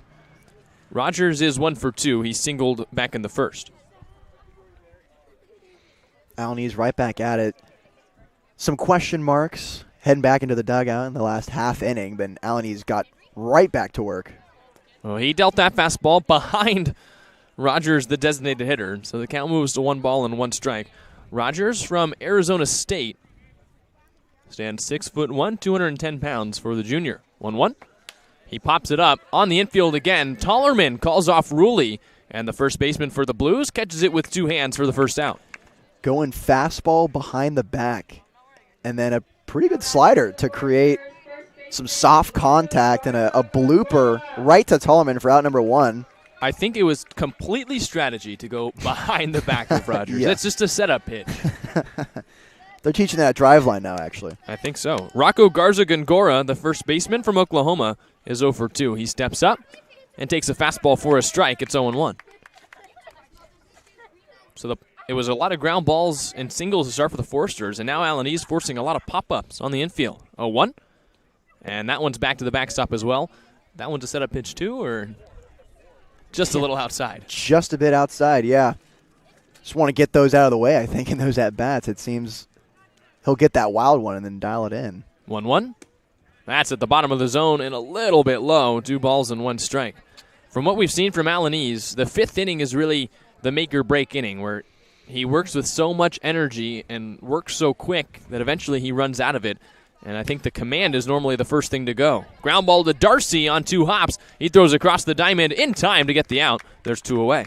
Darcy's such a smooth fielder. He didn't exactly square up that ground ball. Usually you want to get your body squared up to the ball. He sort of opened up his stance a bit. He had soft hands, but he went down to up on it and makes the play for out number 2. He didn't even really get his feet completely set. His knees weren't all that bent. As Nate Voss, the catcher, comes up and takes a fastball inside, 1 ball and no strikes. But back to Alany's, we've seen him kind of get to this point a couple times, and that's when the command starts to go. But this would be a big get for him if he's able to get this last out here in the 5th. Yeah, we saw it a bit in the last inning, too. He was just missing the zone on those pitches. Here we've seen a little bit more get away, but he seems to be dialing it back on the next pitch, which is a good sign. And it's a 3-0 count now to the catcher Voss, who's 0 for 2, but could walk here with 2 outs in the 5th. What we don't have here, Nate, where we're sitting, is a view of the Blues bullpen like we do at Sinsheimer, so we won't know if the Blues are warming someone up. 3-0. That's in there for a strike on the fastball. It's 3 balls and 1 strike.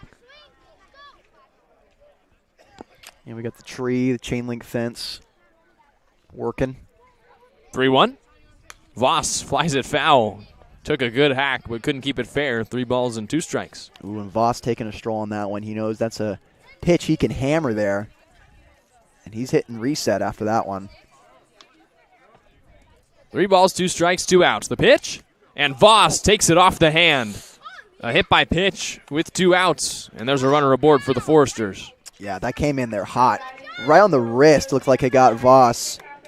And the catcher is aboard for a 2-out base runner. And it's the kind of night where it's a little bit chilly here in Santa Barbara. Oof. The sun, which is behind clouds and fog all day, but it's down, so it's getting a little darker. Probably the last kind of day you want to get hit on the hands. Oh, it's the worst. I mean, I know it well, too, and my playing days in Baltimore, getting jammed even when it's 40 degrees, I thought I was going to lose my hands. You played for the Orioles? Yeah. Oh, nice. Max Bellew is up now. He singled his last time up before being thrown out at home on the fielder's choice ground ball to Cody Darcy. He comes up with 2 outs and a runner at first. 0-0. And Bellew pops it up. This is ranging foul over the dugout for the Foresters as Darcy chases it. He returns back to the bag, 0-1. Alany's needs 1 more out to complete 5 full innings. Went 4 1/3 in his last start, but could complete the 5th here. 0-1. And Bellew takes the changeup in the dirt. Bold pops up with the ball and tosses it off the chest of Tollerman. And Voss, the catcher, has to scurry back to the first base bag. He's back in safe. And Bold's got a quick release. He's got a really strong arm. I think the mask might have gotten in his sight a bit there as he skips that one over to Tollerman. 1-1 the count. on the left fielder from Texas. The pitch, and Bellew chops it on the ground towards second base. Rulli dives and it's into right field. Ibarra with a cannon comes up with it. His throw is cut off by Acosta. There's runners at the corners with 2 away. And the Foresters continuing to find holds. We saw this again as well with the Menlo Park Legends, where it's not necessarily crazy hard contact, but it's just finding the hole, and that time it finds the hole between second and first. Dean Traynor walks out, points to the pen, which means that Alaniz isn't going to get a chance to try and finish the 5th. Rulli dove for that ground ball, but it's another one where the Blues just really didn't have a chance.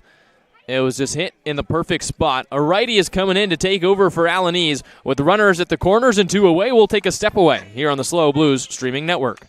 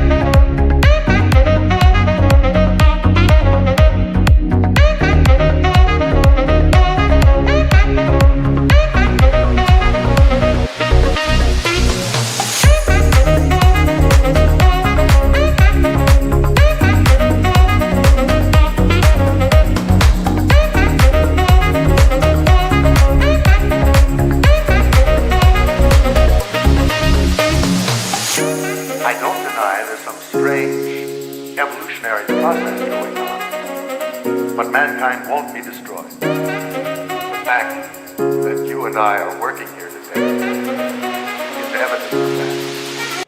New pitcher in for the Blues with the runners at the corners and 2 away. It's the right-hander A.J. Moreno.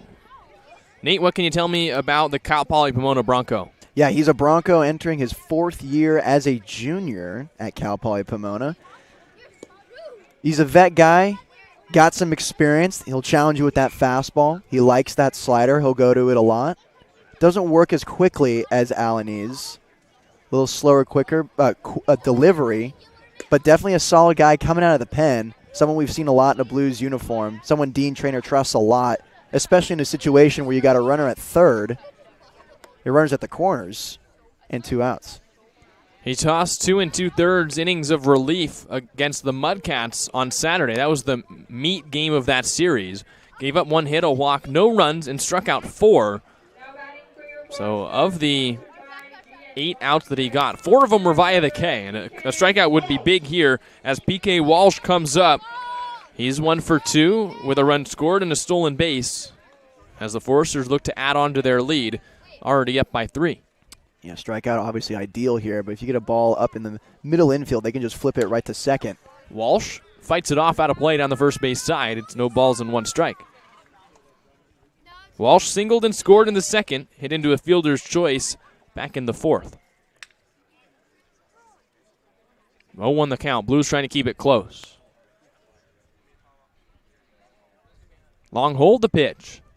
And Walsh grounds it to short. Acosta comes up with it, slings it onto second base for the out. We're through 5 innings. It's 3-0 Foresters. As the Blues have some work to do on offense, they will bring up close to the middle of the order Lewis, Schmidt, and Ibarra.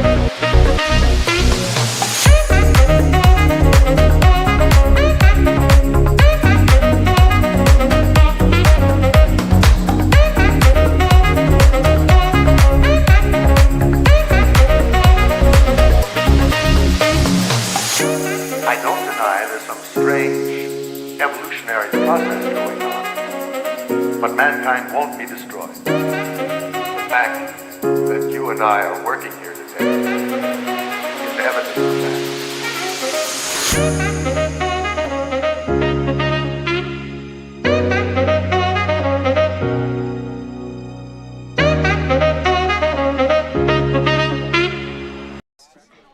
Oh, We're okay. back here on the SLO Blues streaming network. Foresters up by 3 on the San Luis Obispo Blues, but the Blues bring up the meat of the order. Jariah Lewis, Trevor Schmidt, and Corbin Ibarra coming up, and there's new right-handed arm in for the Santa Barbara Foresters. It's Josh Heineman, the right-hander, 6'4", 235 pounds from the University of Arkansas, an Arkansas native from Jonesboro.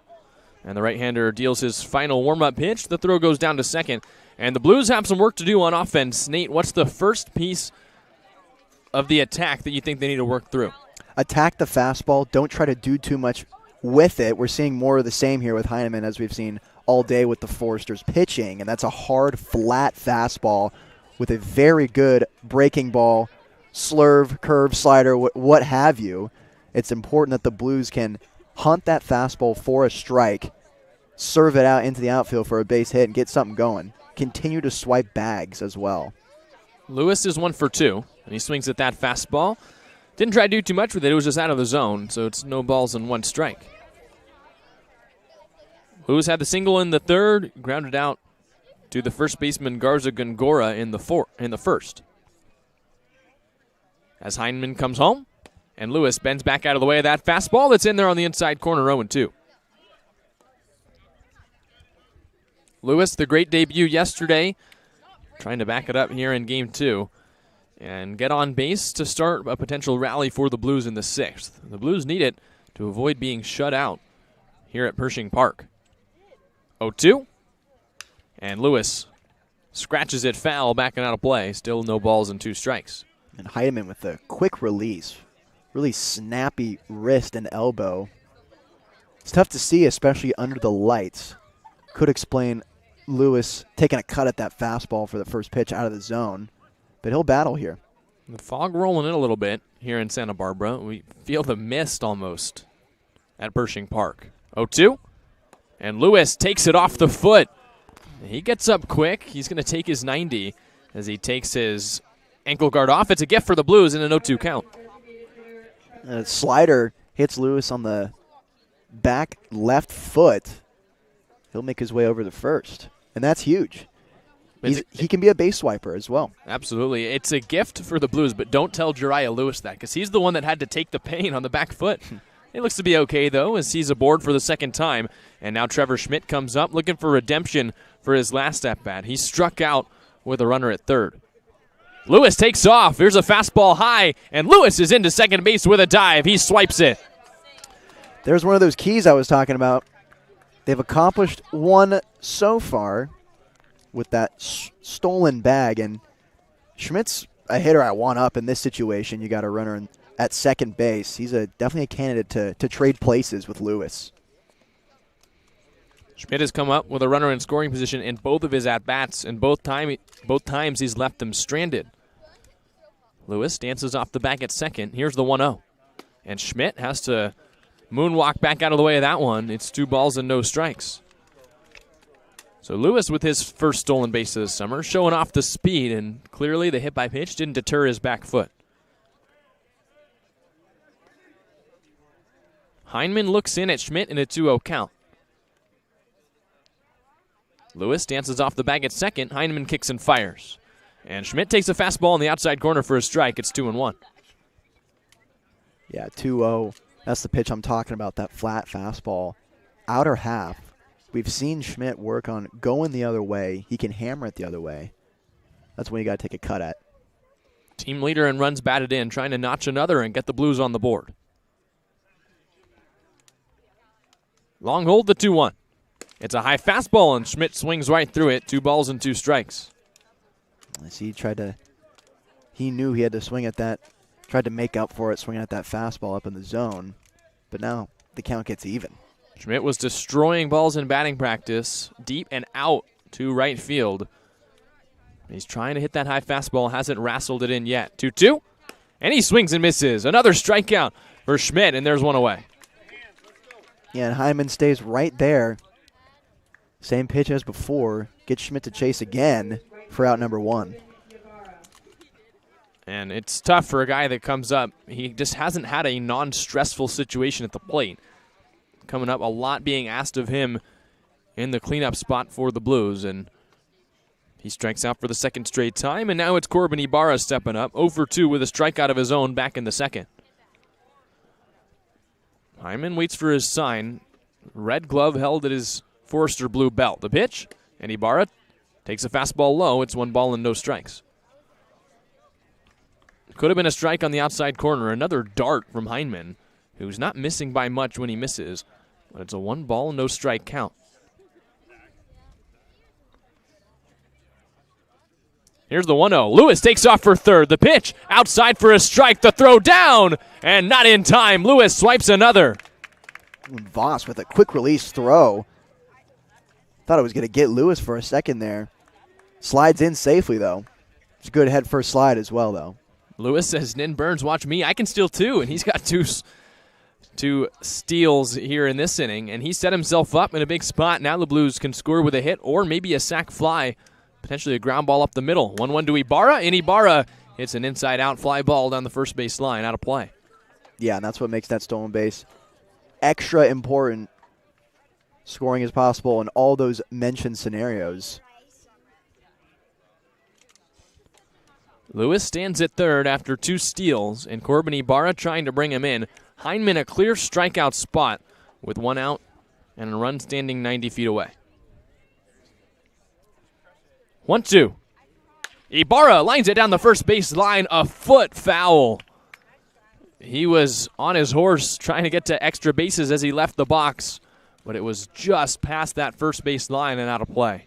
Yeah, and he sees Hyman being comfortable on that lower outer corner of the strike zone. Ibarra's doing a good job hitting it that way. Fouled it off towards the right foul line 2 times now. The second one got closer to a base hit. Another 1-2. It's back to the backstop. Here comes Lewis, and he's in. He moved 270 feet on the base paths, and the Blues don't need a hit. They're on the board. It's 3-1. Blues get on the board, capitalizing on a mistake. And those stolen bases by Lewis are crucial. Without him, he just advances to second. But instead, he scores the first run of the day for SLO. And now Ibarra gets to bat with no one on. And Lewis, who stole 9 bases in 38 games at San Jose State, has 2 in just his second game for the Blues and came in to score on the wild pitch. 2-2. And Ibarra laces it foul back to the screen. Still 2 balls and 2 strikes. Cody Darcy on deck for the Blues. He's 0 for 2 today, but if Ibarra can reach, Darcy would be the tying run.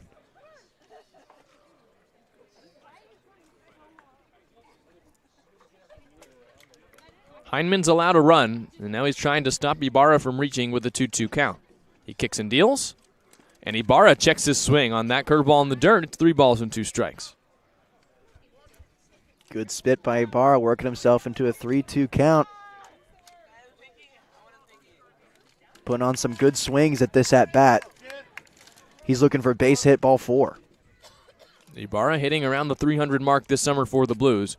Trying to reach with 1 out here in the 6th. Hyman delivers, and Ibarra pops it foul. A fight being put on by the Tulane Green Wave, and it's still 3 balls and 2 strikes. Ibarra, a 3-hit game on Sunday against the Mudcats. 3 singles, also walked twice. In a game the Blues put up 19 runs. Just 1 run here, 3-2. And Ibarra takes a fastball inside. It's a walk. Hyman wanted the call, but there's a 1-out walk, and the tying run will come to the plate. Ooh, he's living in the danger zone there. That pitch was a little too close to take, in my opinion, but it ends up being called a ball. I'm going to trust Ibarra on that one. He's got more walks than strikeouts. Something you don't see a lot in hitters in this day and age in baseball. But he's got a good set of peepers, and he earns first base. So Darcy comes up representing the tying run. The Blues have scored once in the inning, as Lewis was hit by a pitch, stole 2 bases, and scored on the wild pitch. Ibarra leads off first, and a pick goes there. Ibarra's back in with a dive. Darcy's 0 for 2. He struck out looking in the second and flew out to center back in the 4th inning. recent graduate of Arkansas State, where he played his 5th year of collegiate baseball.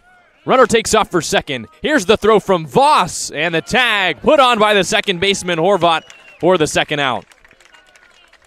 It's a good throw by Voss. Gets right into Horval's glove. Right at the timing was perfect. Into Ibarra's chest for out number 2. It was an outside fastball that was ball 1, but it was almost a perfect pitch out for Voss, who had let the Blues steal a couple bases, but now guns down his first runner of the summer. So 1-0 on Darcy, no one aboard, and Darcy chases that high fastball, 1 ball and 1 strike.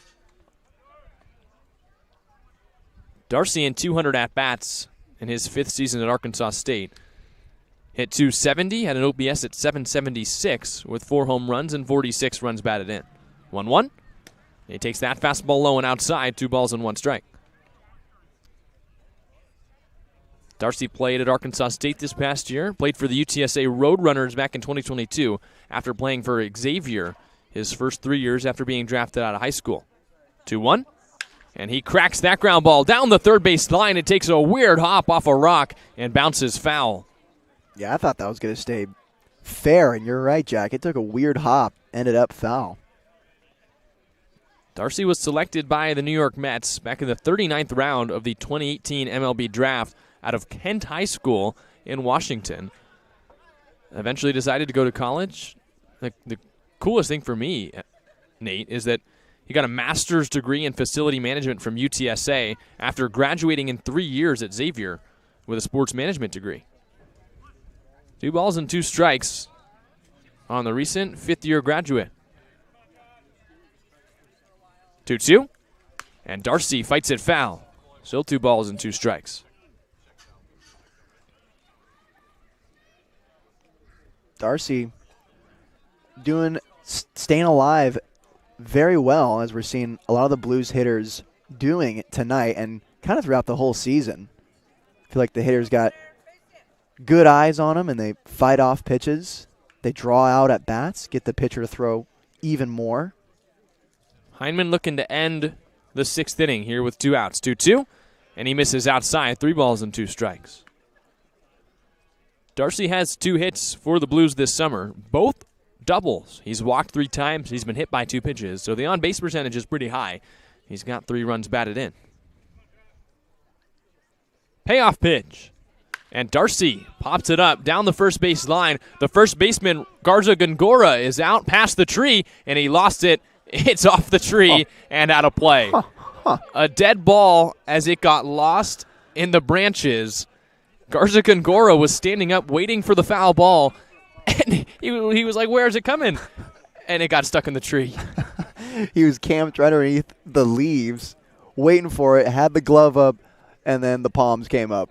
It got lost in the branches. Well, it's a definition of a second life for Darcy. That should have been out number 3. But here at Pershing Park, if you hit a foul ball near first base, you get a second life, I guess. So Heineman has to prepare for another 3-2. Here it is. And Darcy takes it inside. A big walk for Cody Darcy. Puts him aboard, and the tying run comes to the plate again for the Blues. Great at-bat from the 5th-year senior. Yeah, excellent at-bat for Cody Darcy. Like I said before, he represents the Blues in that category of excellent at-bats. I feel like he, more than most guys, I'd say, do a good job seeing many pitches and earning first base like we saw here. He's got 3 walks. There's number 4 on the year. That's the 4th walk the Blues have drawn today. They drew 3 yesterday, and coming into that game, 70 in the first 8 games. So they've officially drawn 77 walks, and we're here in just the 10th game of the summer. Wow. As Jake Bold comes up, a walk and a single so far today. They try to pick Darcy off, and the throw isn't in time. Lots of walks for the Blues. It feels like the hits have been semi-inconsistent, where the offense has come and gone at different days, but the walks have been a constant, and I think that's a testament to the quality of at-bats that the Blues have taken this year. Yeah, I think now we're just waiting for that to pay off in an offensive explosion for SLO. Heineman comes home, and Bold takes a fastball for a strike. It's 0-1. Bold had his second hit of the summer back in the 4th, walked in the 2nd, He's been on base both times he's come up, and he's trying to keep that streak going with Darcy at first, representing the tying run, Bold at the plate. The bullpen gets loose again for the Foresters after consecutive walks. Another pick to first, a rocket throw over, and no chance to tag out Darcy. Seemed like there was some pent-up frustration, and that toss over from the right-hander Heineman. Just be glad, because sometimes that frustration can let the ball kick away. Another throw. And it's like he's trying to light up the radar gun on the throws to first base. I would be terrified if I were Garza Gongora at first base. He just lost the ball in the tree, and now you've got darts coming over from the mound. Yeah, now we got the fog rolling in here in Santa Barbara, too. Baseball under the lights, CCL play starting up for the 30th year. What more could you want? A one on Bold, who swings and laces a line drive back, jumping up and down. He knew he missed his pitch. Yeah, and it looks to me like the velo is going down a bit for Heineman, but Bold just gets a little too big on that cut as a fastball up in the zone. Kind of abandoned his mechanics, but he's widening his stance here with 2 strikes. 0-2. And he strikes out swinging. The Blues do score 1, though, in the top of the 6th, and we head to the bottom of the 6th inning with a score of 3-1.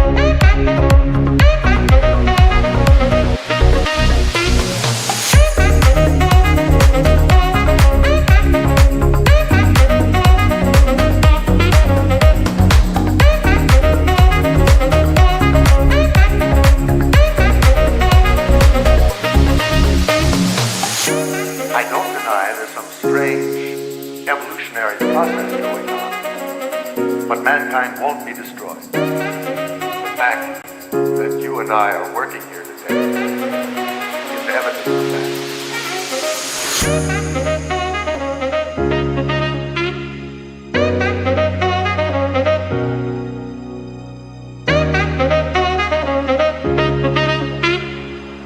A.J. Moreno is back out on the hill for the San Luis Obispo Blues, who are on the board for the first time here in CCL play.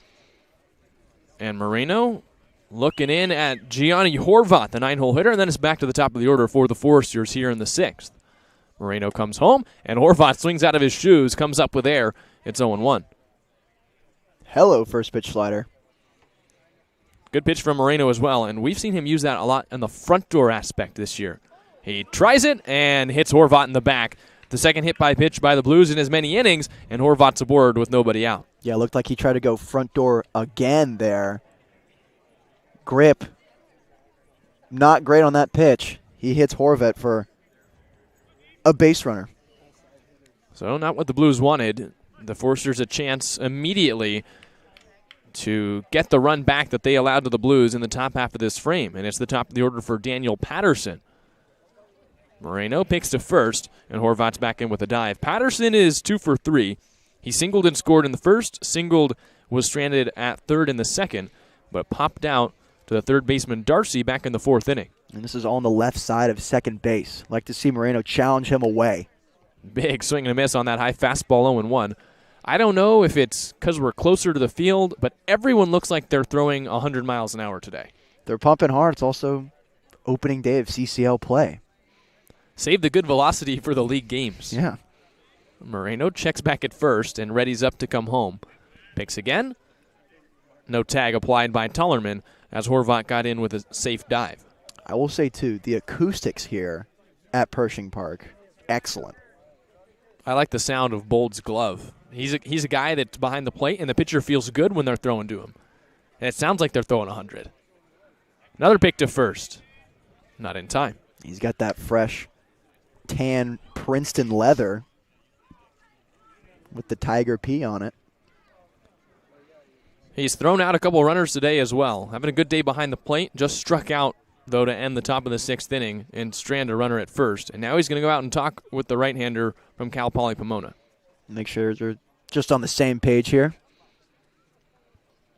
Blues scored in the top half of this inning to get on the board for the first time in CCL play. But now it's up to Moreno to try and keep this one close as the Blues keep trying to chip away. They only have 9 more outs to work with offensively, so you want to keep it as close as possible. Moreno, who's got an ERA just under 3 this summer for the Blues, is out for his second inning. Came in relief of the starter Lucas Alanese, who went 4 2/3 but couldn't make it through the 5th. Another pick. And I guess whatever Bolt told him is keep throwing to first. You might get him this next one. I do know in the dugout they were working on some pick signs a little earlier. They're trying to get those down. That must have been what that conversation was about. 0-1 the count on the leadoff hitter Daniel Patterson, who's 2 for 3. Another pick. If this were the MLB, he'd have used all of his disengagements before throwing a second pitch. Got to come home at some point with an 0-1 count on the leadoff hitter for the Foresters. He does. Patterson squares to bunt and pops it up. Here's the dive from Moreno, and he makes a wicked catch. What a play from the pitcher off the mound. And Patterson can't get the bunt down. That is some athleticism from A.J. Moreno. I thought this one was going to nestle somehow. He comes in like Superman to slide in and make the catch. A headlong dive is not something I had on the bingo card for A.J. Moreno's outing here today. But he makes a great catch to keep the runner at first and get the first out. A pop-up to the pitcher, but in a weird way, as that fastball's in the dirt. It's 1 ball and no strikes on the 2-hole hitter Ryan Black, who's reached in all 3 of his plate appearances. 2 singles and a walk for the shortstop from UT Arlington. That's why it's so important to get that bunt down. Pop it up. Nothing good could happen from that. 1-0. That's in the dirt as well. 2 balls and no strikes on that fastball. Moreno has 10 strikeouts on the summer, and he's only thrown now 6 complete innings. Has walked 4 hitters, as well as the hit by pitch to open up this frame. Pick to first again, and they did not get Horvat. It doesn't look like it's getting closer every time either, but you have to keep the runner close. As you've seen, the Foresters have been willing to run here today. They've got a collection of stolen bases. 2-0. Just off the outside corner, 3 balls and no strikes. Dangerous spot. A walk here would put a runner in scoring position for Greg Pace, the 3-hole hitter. Yeah, that's the last thing the Blues want for the Foresters is for them to get on base runners. 3-0. That's in the dirt. A 4-pitch walk to the 2-hole hitter Ryan Black, who's now reached all 4 times, and it will be Pace with a runner in scoring position.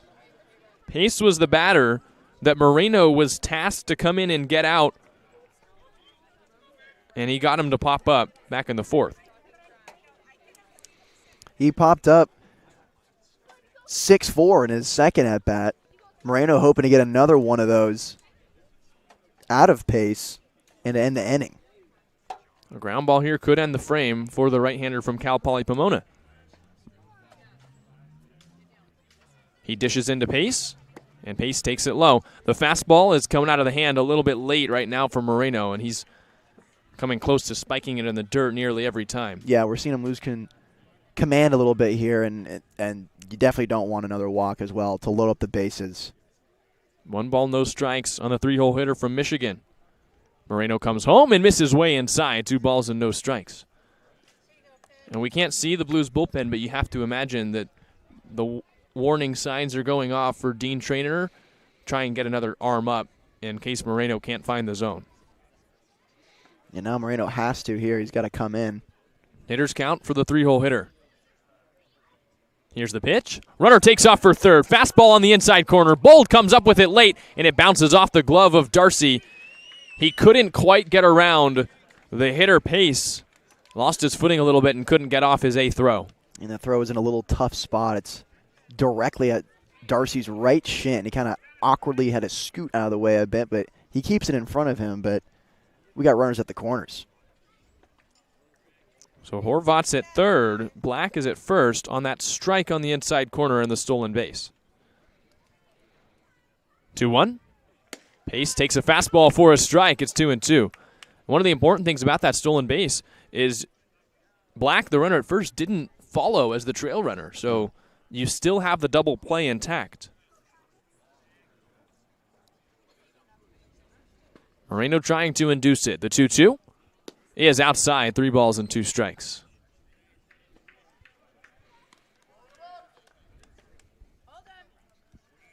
A walk would load the bases for Will Rogers, the designated hitter.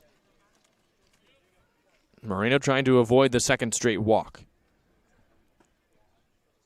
He brings it home. Runner takes off for second, and that is high and inside. Another walk for Moreno, and the bases are loaded.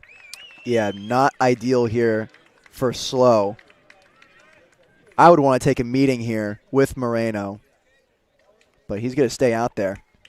This would be the time you feel like Bold should go and talk to, at the very least, maybe buy some time for any reliever warming up in the bullpen. Yep. But it's Rogers coming up. The Blues bring the infield in, or at least the corners.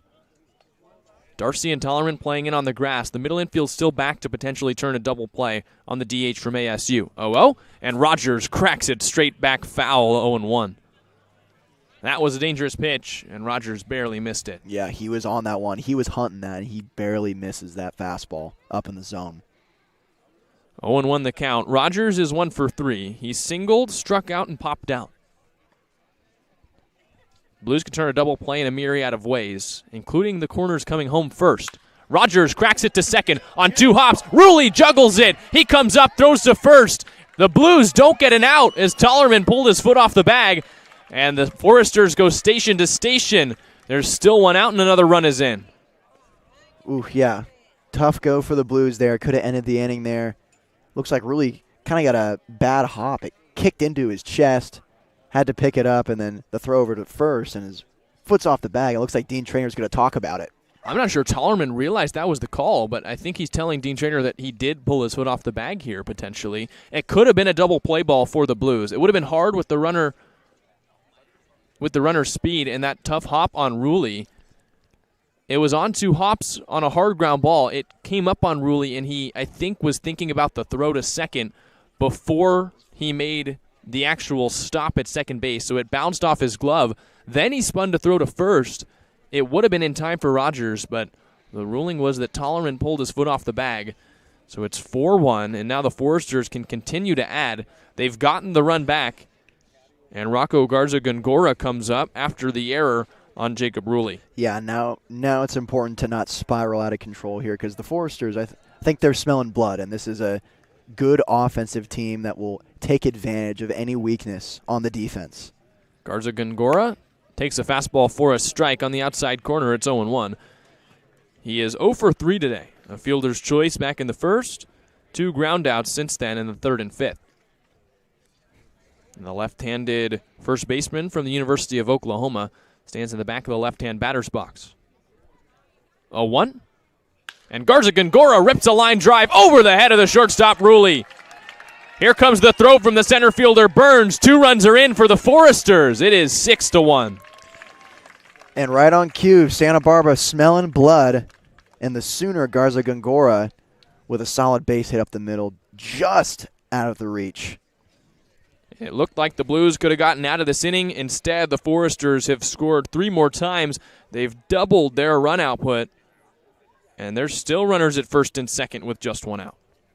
And the batter is Nate Voss. He's 0 for 2, but he's been hit by a pitch. Tough inning for the Blues, who worked so hard to get on the board with their one run. 0-0. And Voss hammers a fly ball out to deep left field. Lewis chases it into the gap. He makes the catch as he ranges towards the wall. That ball did not carry as far as it looked like it might have off the bat of Voss for the second out. No, that looked dangerous. It exploded off the bat. It looked like it just hit a wall in the middle of the air, and Lewis comes down with it. It could be the night sky. It could be the fog here that's rolling in. In the daytime, that might have been gone. As Voss flies out, and now Max Bellew from Texas steps in. Singles in each of his last two at-bats. Moreno looks to second. Now dishes it to the plate. And Bellew flies it foul, 0-1. So the Foresters have scored 3 times. Here on their opening night, they have a 6-1 lead. The start of CCL play, the Blues' first road game. And now the Blues will have some work to do if they want to keep the win streak going and extend it to 5 games. 0-1. Bellew takes the slider down low. It's 1 ball and 1 strike. You know, what seems to be the difference between these two teams tonight, that the Foresters are just collecting runs. It seems to be easier for them. The Blues have had to labor guys on and getting guys over, and they squeaked out that 1 run. Here's the 1-1 pitch. And Bellew takes a fastball just past his ankles. It's 2 balls and 1 strike. You're right. The difference has been hitting with runners in scoring position, I think, where the Foresters making louder contact, and they're really avoiding striking out. They've only K'd twice all game. 2 balls and 1 strike on Bellew. The pitch is outside. It's 3 balls and 1 strike. You know, they're putting it in play, and it's finding holes. Allen East pitched to contact, and that was his undoing at certain points where ground balls were just getting through. And sometimes you can get singled out like that as a ground ball pitcher. Now Moreno has to come in the zone 3-1, or else he'll load the bases. The pitch is a little bit low. Another walk for Moreno, and the bases are, in fact, loaded. Oof. Moreno shaking his head at that one. He thought he got a strike there. Could have maybe clipped the lower half of the strike zone, but he'll walk him. Now the bases are juiced again. The Foresters have batted around. This is the 9th hitter of the inning, P.K. Walsh, who is 1 for 3. Trying to really put the hurt on here at Pershing Park. The 0-0, and Walsh lines it back to the screen. It's no balls and 1 strike. It's the 3 walks and the hit by pitch that have really done in Moreno in this inning. He's only allowed 1 hit, and that was a single by Garza Gongora that knocked in 2. The free 90s have allowed runs to score for the Foresters. 0-1. That's in the zone as well. It's quickly no balls and 2 strikes. Yeah, those command issues that we were alluding to at the beginning of the inning are now rearing its ugly head a little more as we get deeper into the 6th. 0-2 is Moreno trying to get out of this nightmare 6th. He kicks and deals. And Walsh cracks the line drive to right field. It is hanging up, though, for Ibarra, the right fielder, as he nears the warning track. And that's the final out of the inning. The Foresters add 3 more. It's 6-1 as we head to the top of the 7th inning.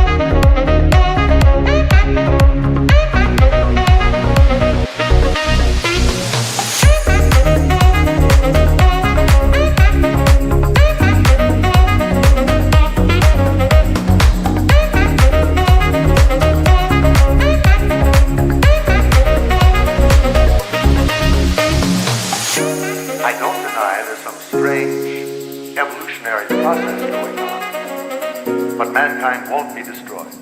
6-1 now the Foresters lead as we head to the top of the 7th inning. Zach Tollerman, J.P. Acosta, and then back to the top of the order for Nin Burns due up as Heineman stays out on the mound for the Foresters. The Blues labored to score a run in the 6th, but in the bottom half of the frame, the Foresters added 3 more. As Tollerman pops the first pitch up, foul, it's 0-1. It's a good sign from the Blues offense. Tollerman ready to hit. Takes a bite out of that first pitch fastball, but he fouls it away. We're 2/3 of the way through here at Pershing Park, and you feel like the Blues need to answer back with the way the Foresters have been able to score in these last couple innings. As that's outside, 1 ball and 1 strike.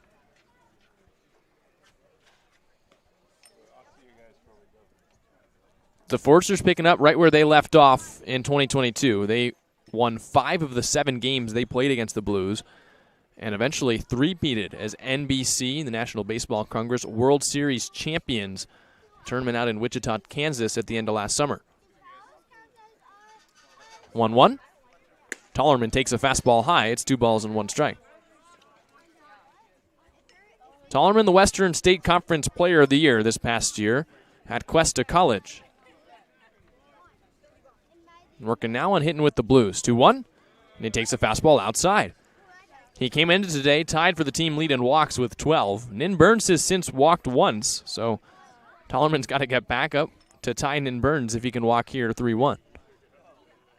The pitch, and he chops it foul back towards the Foresters' dugout. 3 balls and 2 strikes. Just out ahead of that fastball. It's a pitch he wanted. Obviously, swinging 3-1. It's one he liked a lot, just a little out in front. Now he's got to fight. 3-2. The payoff pitch. And Tollerman wraps it on the ground towards third. Patterson has it on the forehand. Throws it across his body and across the diamond in time for the out. There's one away. And Tollerman just gets this one off the end. Looking to find the 5.5 hole, but goes right to Patterson and makes the easy put out to first for out number 1. Here's J.P. Acosta, who had a really impressive at-bat his last time up. In the 5th inning, he singled to right field, stole second, but then eventually was called out after not tagging up correctly on a fly ball to right by Jacob Ruley. He'll want to make up for his base running mistake here coming up in the top of the 7th. 0-0. And Acosta checks his swing on that high fastball. It's 1 ball and no strikes. Talked with Acosta before the game. We mentioned in yesterday night's broadcast. He played for a high school national championship on ESPN back in 2022. So I asked him what that was like, and he said it was really just a surreal experience. 1-0. That fastball's in there for a strike. He said that they had cameras at the end of each dugout, and so for every home run, which he said his team hit a lot of, they would pan the cameras down, and they would show everyone celebrating in the dugout, and he's gotten to watch it back, and it was just a cool memory. 1-1. And he bends back out of the way of that fastball. It's 2 balls and 1 strike. As a viewer with the camera in the dugout, you're always excited to see what they're going to pull out for a dinger celebration. I'm sure they were thinking about it too. 2-1. And Acosta fights it foul. Got a good swing off, but couldn't keep it fair. 2 balls and 2 strikes. Yeah, Acosta's got a good swing from the left side. Like the compactness of it, his hands. Nice short, direct path to the ball. Never has gotten too big. A switch hitter batting from the left side after starting off this game against the starter Garwell, hitting right-handed. 2-2 is outside, 3 balls and 2 strikes. Acosta, 6 foot, 185-pound rising freshman at Long Beach State, hailing from Clovis, California. Played his high school ball at Buchanan High School. That's the team that he went to the national championship with. Trying to reach here with 1 out, 3 balls and 2 strikes. Heineman delivers, and Acosta cracks it foul off the fence. Still 3 balls and 2 strikes. And here it is again, the Blues working at bats. Tollerman, now Acosta, in 3-2 counts. Fighting off pitches they don't like, staying alive. The Blues just got to trust that one of these games is going to pay off in massive ways. Here's the payoff, and Acosta fights it off foul again. Talked to them as well in batting practice about this is really his first time facing collegiate pitching. Yesterday was his first game. I asked him if there was a difference. He says there is a noticeable difference, and the main thing he's noticed is that in high school, pitchers pitch to your weaknesses because you're seeing them so often in league play. At the collegiate level, especially summer ball, they're just pitching to their strengths. So he's trying to figure out what the pitcher's strength is and looking for that instead of trying to diagnose how they might attack the weakness in his swing. Yeah, well said by Acosta, and to notice that so quickly is impressive. He bends back out of the way of the 3-2, and he's reached base for the second straight time. He's aboard with a one-out walk. So he, I think, realized Heineman's strength was the fastball and saw the fastball, fouled it off, and eventually took it for ball 4. Yeah, that was a good at-bat by the shortstop. Drawing a walk there after battling his way against the Razorback on the mound. I think you understand now why a D1 program that's historically been really good at baseball in Long Beach State has taken an interest in Acosta. Real strong head on his shoulders and bat in his hands as Burns fouls that one out of play 0-1. I mean, to be a rising freshman and diagnose in one game how collegiate pitchers are going to work you, it's impressive stuff from the kid. As the count, no balls, 1 strike on Nin Burns, who's reached twice, single and a walk. He's 1 for 2. Pick to first, and Acosta just barely gets back in there. We've seen some good moves today. I'm surprised that no one has officially been picked off first. Yeah, very good moves. A lot of close calls. I think there was sort of a combination. Acosta got stuck in the middle, it looked like. Took him a while to dive back to first. 0-1, and that's in there for strike 2. No balls and 2 strikes. Burns, the guy that at Cal Poly Pomona walked about as much as he struck out, trying to avoid Kang for the first time today. The Blues have struck out a total of 7 times. Long hold, and the 0-2 pitch. And Burns takes it outside, 1 ball and 2 strikes. Burns, a transfer to Cal Poly Pomona from Mount San Antonio College back in 2022, where he played his freshman season. There he had a .342 average, 34 runs batted in, and stole 15 bags, and caught the attention of the Broncos. 1-2, and Burns takes a fastball outside, 2 balls and 2 strikes. Very good take by Burns. And he's worked it to even now. See if he can work it to 3-2, like his former 2 hitters behind him.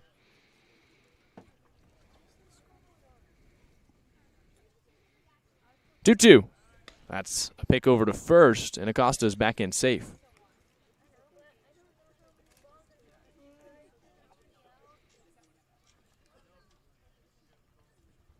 Two balls, 2 strikes the count on Nin Burns. Here's the pitch, and Burns pops it up, foul on the first base line. It's back and out of play. Burns getting to work. Once again, fouling off pitches. Taking balls, swinging at strikes. Good stuff. Burns fighting here, trying to reach with 1 out in the 7th. Here's the pitch, and Burns strikes out swinging. A beautiful off-speed pitch on the outside corner from Heineman. There's 2 outs. Yeah, and this is just a beautiful curveball that, hits the outside corner. Burns swings right through it. But he put together a good at-bat. Something to build off of for San Luis Obispo. You know, it's having some trouble with some run production this evening, but some good signs out of the hitters. They're stringing together some quabs, quality at-bats. Here's Jacob Rulli, flew out to right his first time, and then Acosta was called out for not tagging correctly. And that's outside on the fastball, 1 ball and no strikes. Rulli 0 for 3 on the day. A strikeout, the flyout, and a pop-out. As the Blues looking to add here in the 7th, they trail the Foresters by 5 in Game 1 of the CCL season. And Rulli backs out of the way of that fastball, 2 balls and no strikes. And now we're going to get a meeting at the mound. It looks like it's the pitching coach, Rick Hubbard, who's out to talk with Heineman, the right-hander. I was a little surprised that Heineman got to stay out there a second inning. He walked a couple of batters last inning, hit Lewis to start it, and then walked Ibarra and Darcy back-to-back in the 6th. But I think with the 5-run lead, the Foresters wanted to let him stay out there and throw some more pitches. Yeah, want to get some work. This is a high-effort guy. He lost velo rapidly in that last inning, in the 6th inning. Rolls back there, out there anyway. The Curveball still looks really good. Fastball's gone down a bit, still pretty flat, but seems to be hitting spots he likes. The Blues are just doing a good job chopping away at bats. That's what you want to do, too, as an offense. If you see a guy is high effort, you want to make him throw a lot of pitches because then they get worn out. I think the Blues are seeing that. They're doing a good job this inning. 2-0. Rulli takes it in the dirt, and it bounces back to the backstop. Acosta heads out to second base. It's 3 balls and no strikes, and there's another runner in scoring position for SLO. Yeah, you want to see it pay off here. While they have been making Hyman throw a lot of pitches, the results have not been there. Got 1 runner on in scoring position. Just got a free 90 on a wild pitch. Now Rulli wants to come through here. Don't try to do too much. There's a simple base hit. 3 balls, no strikes, with Lewis looming on deck. And that is upstairs. It's ball 4, and Lewis comes up with 2 runners on. There's an arm warming up in the pen for the Foresters, and we'll see if this is the end of the day for Hyman, with Lewis, who's swinging first, who just drew a 2-out walk. Arteaga comes home, and Lewis takes outside with that fastball. It's 1 ball and no strikes. Lewis is singled. He was hit by a pitch back in the 6th, stole 2 bags, and then came in to score the Blues' only run on a wild pitch.